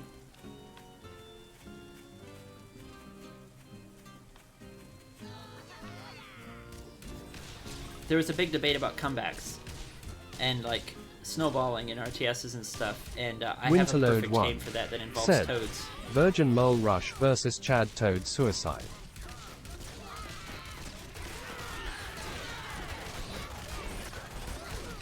For real. These skunks are doing amazing here, especially with the pigeon support. This is absolutely brutal. Normally I'd say 6 pigeons isn't great here, but because Melvin was ahead enough since Scav went for the ninja base, Lucas it's Nickies just sustaining his push said, so well. comeback in TNT is really hard if opponent never risks. It's true, but it's still possible. Unprecedented Studios You said, just have to be good. perfect Pragas. Oh, pre-gas. I was like, what? Pragas? Yes. These skunks are doing wonders. Lucas Nickies said, "You just have to be good." Freak Morris said, "TNT games are 5 minutes and chaotic. Comebacks happen all the time." I think what you're saying Studios is if you're like infinitely said, far behind because of like Freegan 18 Prager. mistakes in a row. Lucas Nickies said, "I don't believe you." If you're like 18 mistakes in and you've lost like 4 different big fights, then coming back is kind of impossible. But like if you're just a little bit behind,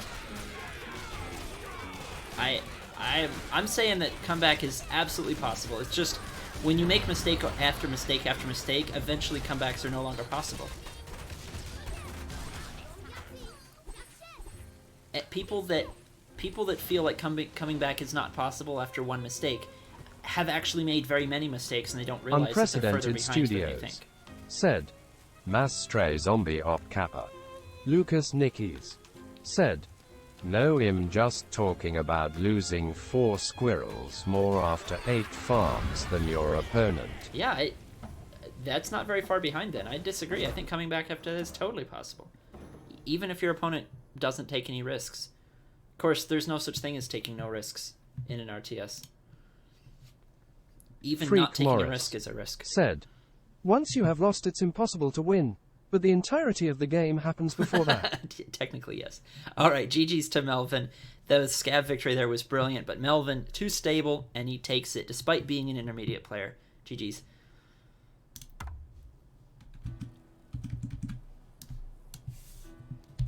Okay, off-season, week 4. We've got UrbaneOlive versus Tatanka here. Unprecedented Studios said, "Melvin's stability is commendable." Indeed, yeah. Lucas quite. Nickies said, "Show me example, please."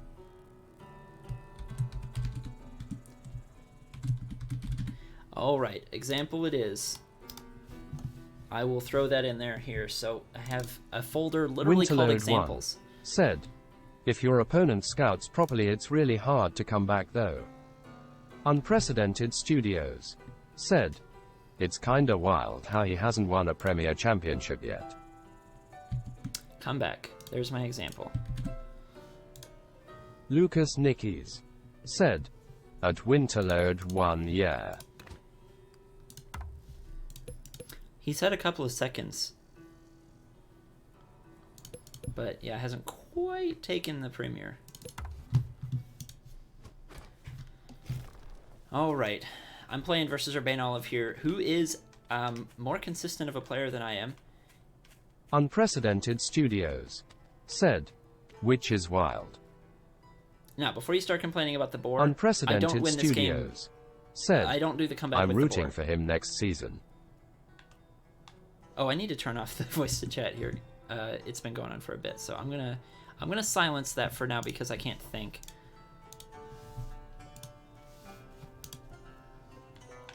All right, here's where stuff starts happening. So he places the moles.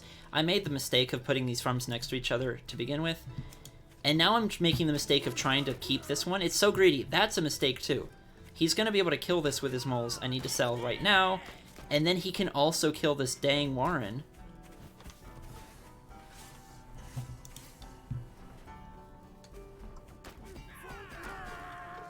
And I'm making more mistakes by trying to, like, double down and use wire to hold. Like, what the hell is wrong with me? Moles are gonna crush. He loses 2 moles. He kills a Warren. He forces so many cells. I have 1 squirrel.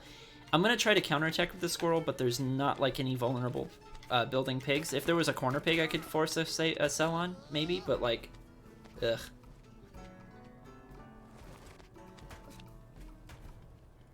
Good point, Tatanka. Getting 2 second places is more impressive than getting 1 first place. Yep, I'd agree.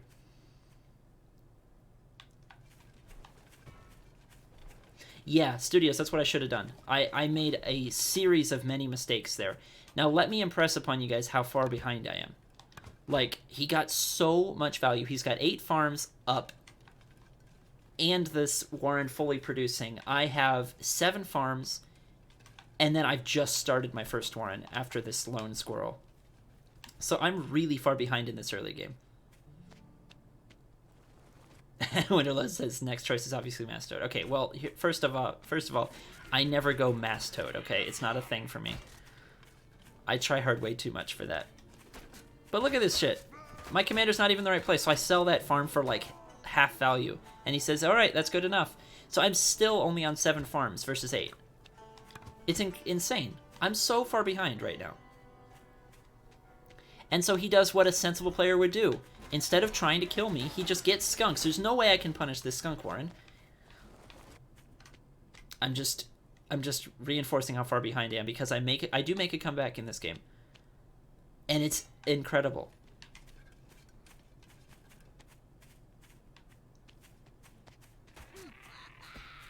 So he's threatening an attack.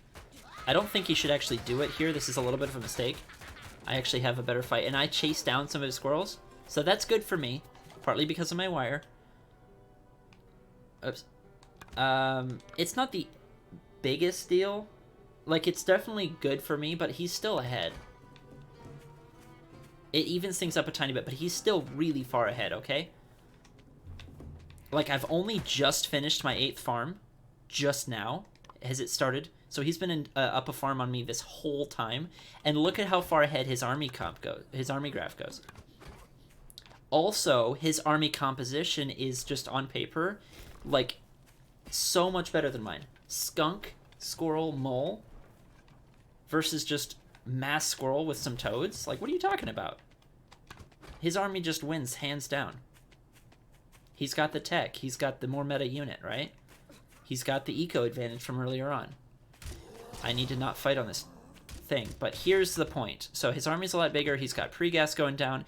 I do fight in the open field here, which is good. So his skunk gas is, like, not doing great.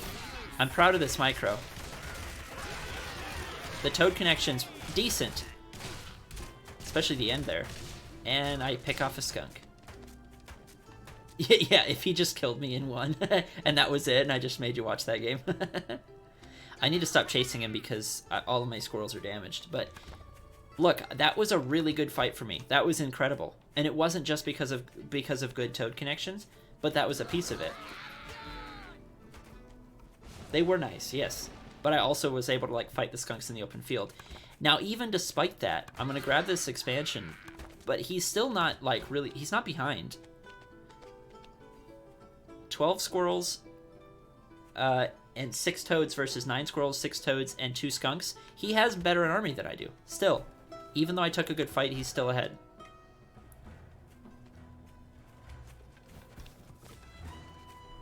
Yeah, army control. Like, defender's advantage, yes. But also, like, proper decision-making and army control, micro. Here I do again. Same kind of idea.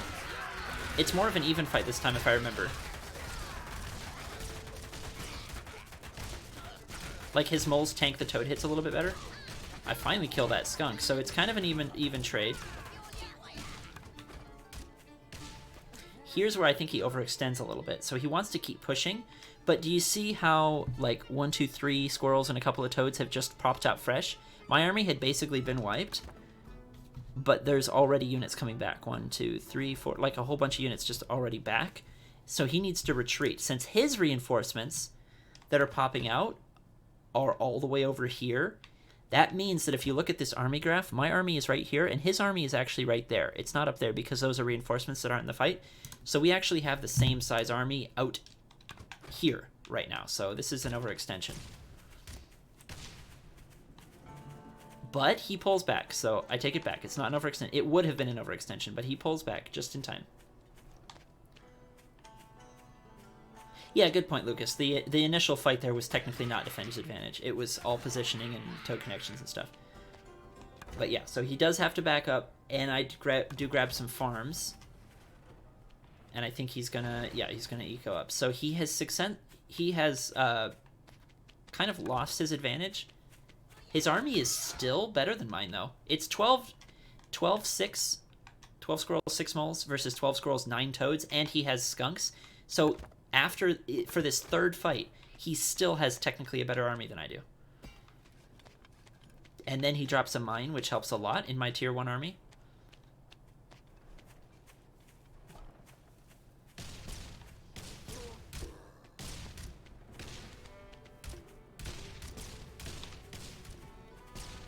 And I drop the boar. The boar is not the reason for the comeback, though. It's the earlier fights that I won. 60 more food for Olive? Yep. I'm going to speed up a little bit.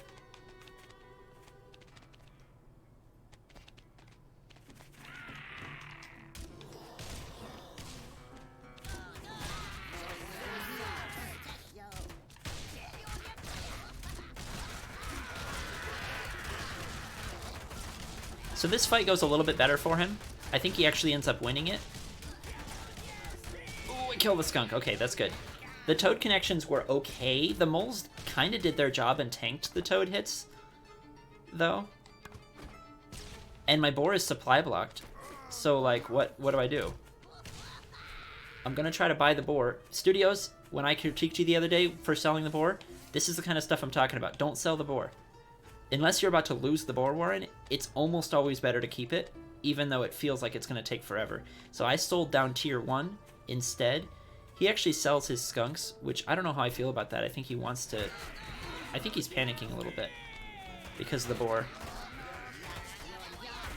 But I'm already doing significant damage before the boar comes out, so the boar is not really the reason for the comeback. I'm just ahead now, and now the boar pops out. I farm. I don't need my toads anymore because I have a boar.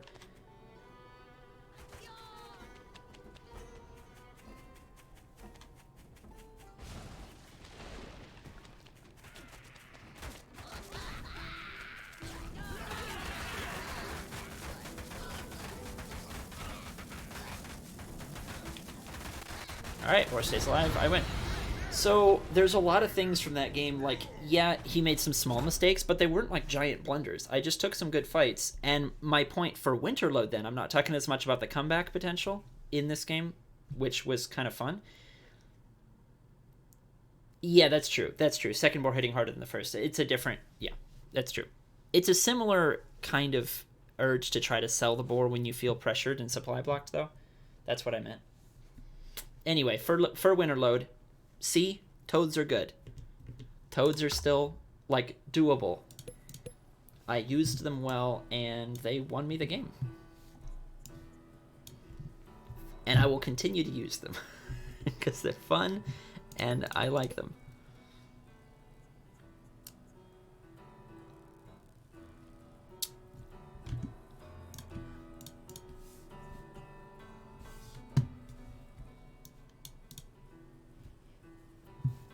Alright.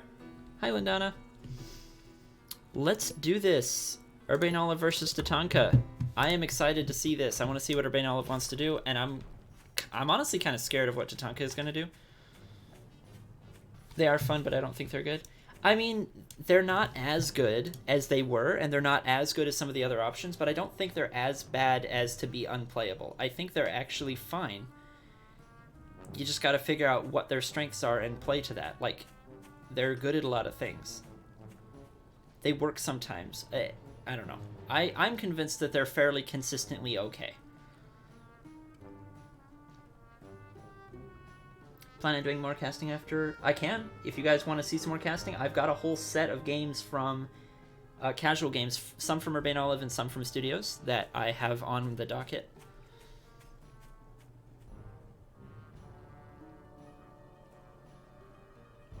Consistent toads is an oxymoron. Listen, I'm telling you, my toads are consistent. All right, UrbaneOlive actually puts the mole warren within within pig range, and Tatanka had his own moles ready to go.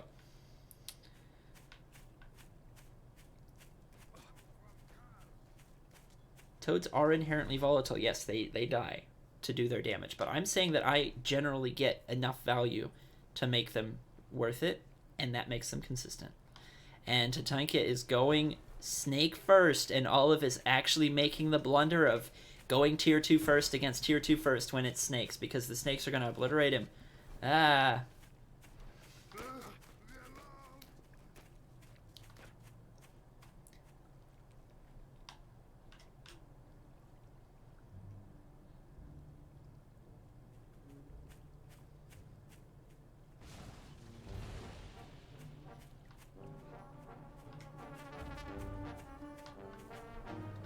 Here's our first snake. Let's see what this bad boy can do. UrbaneOlive knows that it's snakes. I think he needs to sell his base. I guess the snake can't kill a base, but still, like, he needs more tier 1. Yeah, instant cam sell. That's right. Yeah, just drop the cams. They're a liability at this point. Pigeons. Okay, I like the pigeons. Two squirrels going down. And Tatanka is just going to double down with the moles. So UrbaneOlive is already down 2 squirrels in this fight, which means there's the 3rd squirrel, which means this mole timing push is just going to absolutely punish so hard. Oh, he saw the cams and he's like, all right, I'll eat your cams.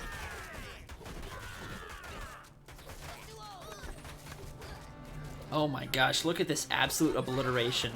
Holy shit. And meanwhile, while the fight's going on, Tatanka is tagging all of the pigs, so there can be no comeback. The armies are going to trade evenly, and then Urbane is going to be left with 3 pigs. And you know what? The armies don't even trade evenly. Tatanka just has more. Wow, that's so brutal.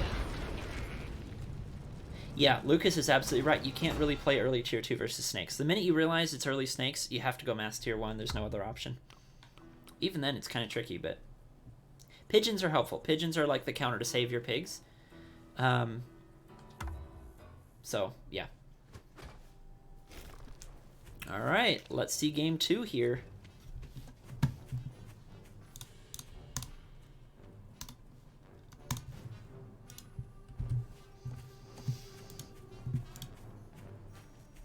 Yes, that's right. If you don't have the right response, you can just lose.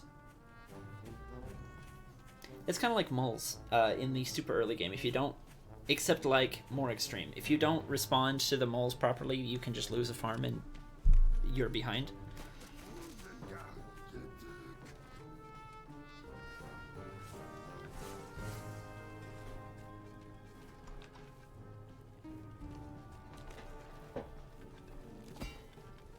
Oh my gosh, they instantly placed them at 60 food. What? There's no pigs within reach either, which is unfortunate for Tatanka. They're both focusing the Warrens! But Urbane missed a beat! He missed a beat! Tatanka's perfectly targeted down Urbane's Warren, but UrbaneOlive's mole missed 1 shot on the Warren and actually hit the mole once. So Tatanka sells his Warren for partial value, and Urbane has to retreat with a mole. Wow! Yeah, the snakes are more extreme than moles because the snakes are tier 2. Yes, that's what. Yeah, that's what he mentioned was the snake to mole comparison there.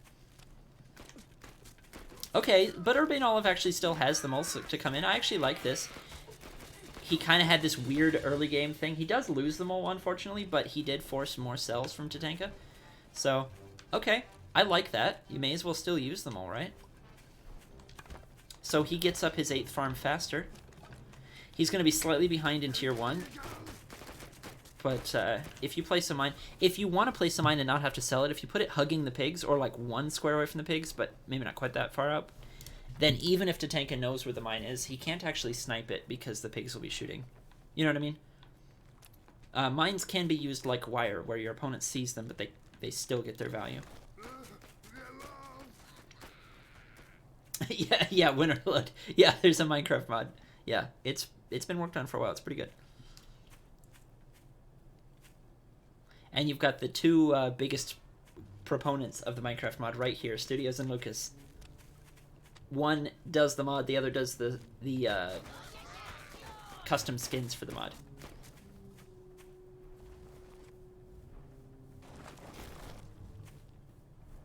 I can do that after a couple of other casts, Studios.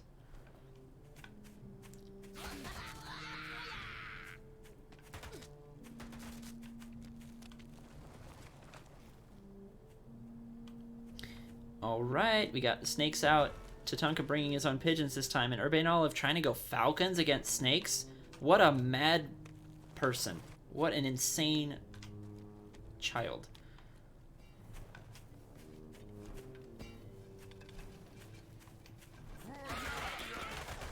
Best case scenario, he retreats with the falcons immediately and Tatanka tries to target and messes up, but I don't know, man.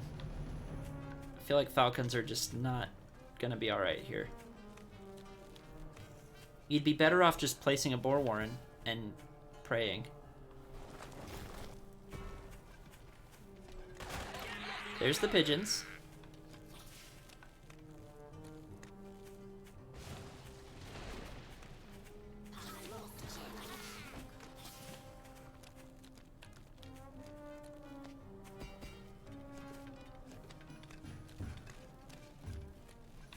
Two falcons to burst down a snake. Yeah. By the way, if you get snake tagged like that, usually you want to burrow home, even though it slows you down a little bit. Because it can cure your commander. It's tough, but it's doable. I believe that the snake hitting your commander actually also doesn't interrupt the burrow. Correct me if I'm wrong. Okay, the base goes down instantly. UrbaneOlive is counting on the high damage, and Tatanka's over here poisoning the falcons. So even if he loses the fight, he can hold. And it works!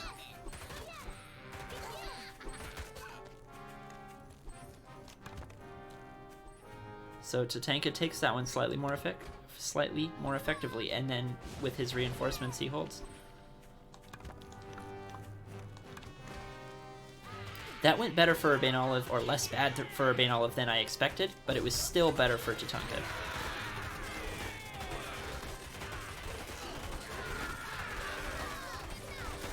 Oh, so both bursts would have to fully unload into the snakes for it to kill in that first wave. So Urbane actually holds really well there.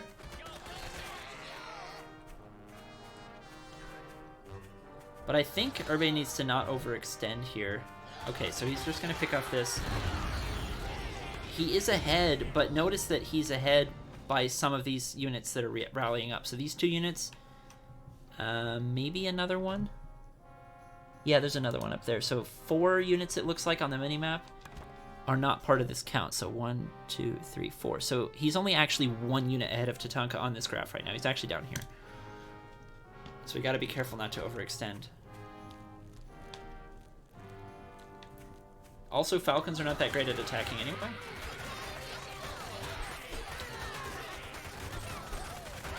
Okay, so he focuses down the falcon, and yeah. I think if Urbane pulled back there, it would have been a pretty even game. They would have been able to just continue on fairly evenly, but Urbane actually overextends there.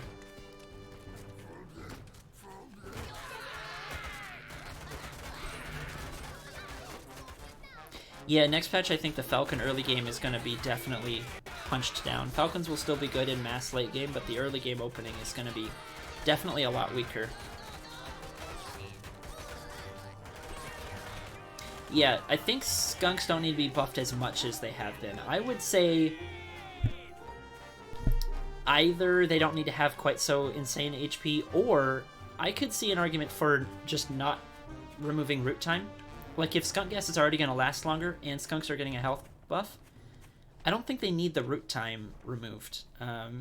Like, you can still kite with them even with root time in the current patch, but having them be even more slippery feels pretty unwieldy and honestly not very fun.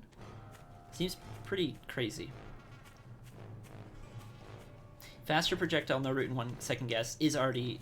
plus 1 second gas is already insane enough. It is. I just... if you're going to remove one of the buffs, I would say let them keep the good HP, maybe, and just give them the root back, because I think the no root is going to be not very fun.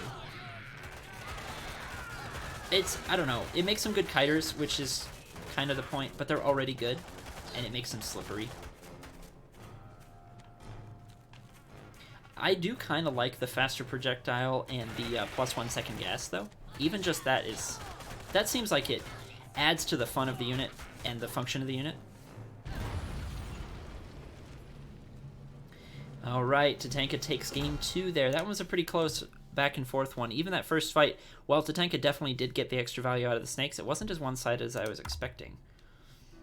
Let's go to game 3.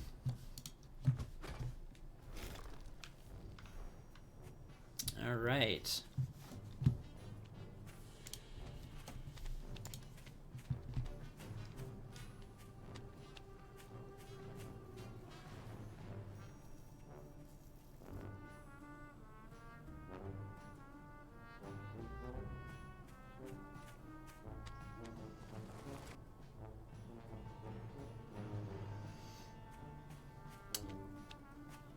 I won't throw too many opinions out there, though. I'm curious to see what Eel comes up with. The patch is in a pretty interesting space. The new patch test is in a pretty interesting spot currently, so it's not far off. I think it's pretty good.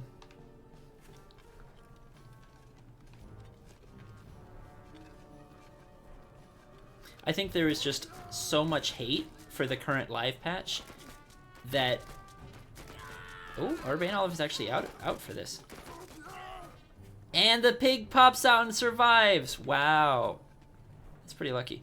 Anyway, I think there's been so much, like, hate on the current patch for not good reasons that it feels like you've got to change just a little bit of everything. And I think that hate is, like, not really warranted.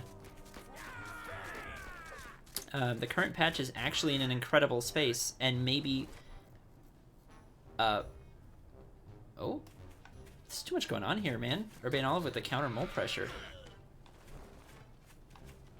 So Urbane actually takes the better end of the deal there?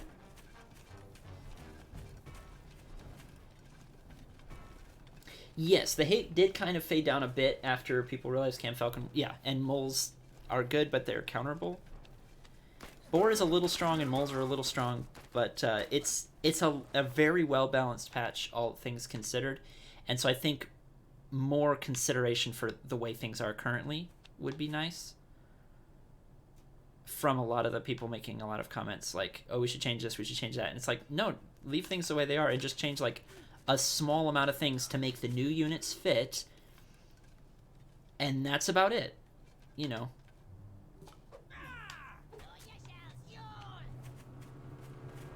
Tatanka is insane. He's going snakes right now. Thing is, the minute that first snake pops out, the push is over. Because with this tiny army, you can't actually kill the snake. Thank you, Tatanka.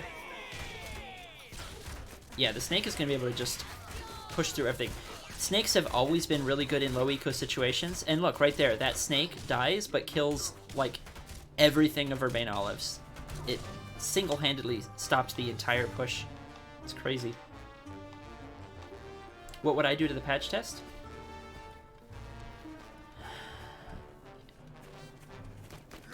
I unfortunately don't have all the numbers in my head for the current stuff, so I can't give you a quick answer. But I would make fewer changes to the units as compared to the current live patch, is what I'm saying. Oh, okay. Good point. Oh my god, 4 pigs and a squirrel? That snake got like 3 snakes worth of value.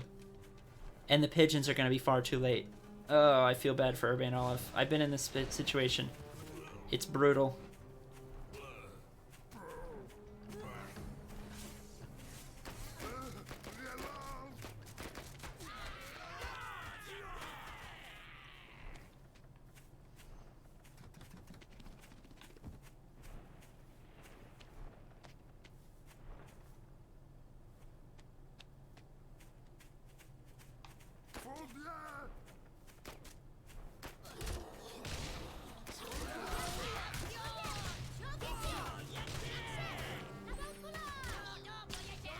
Honestly, that snake also still got its value. It kills a... Oh, I guess the pig survives, but... well, anyway. Urbane has a shot at surviving a fight now that he has pigeons, but...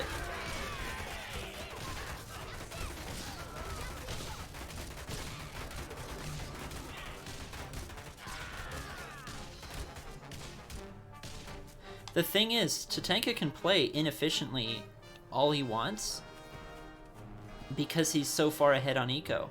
Like, look at this. That's crazy. Meanwhile, UrbaneOlive is struggling.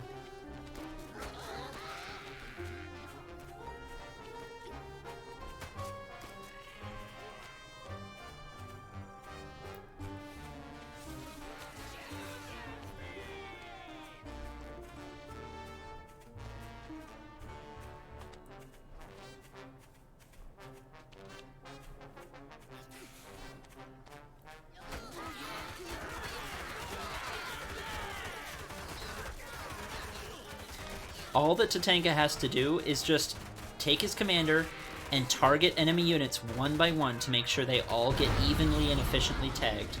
Everything else is just up to just whatever the squirrels want to do. GG's. Tatanka takes it 3-0. I think the first game was the closest. That was pretty crazy. Yeah, inefficiently, quote unquote. All right, GG's.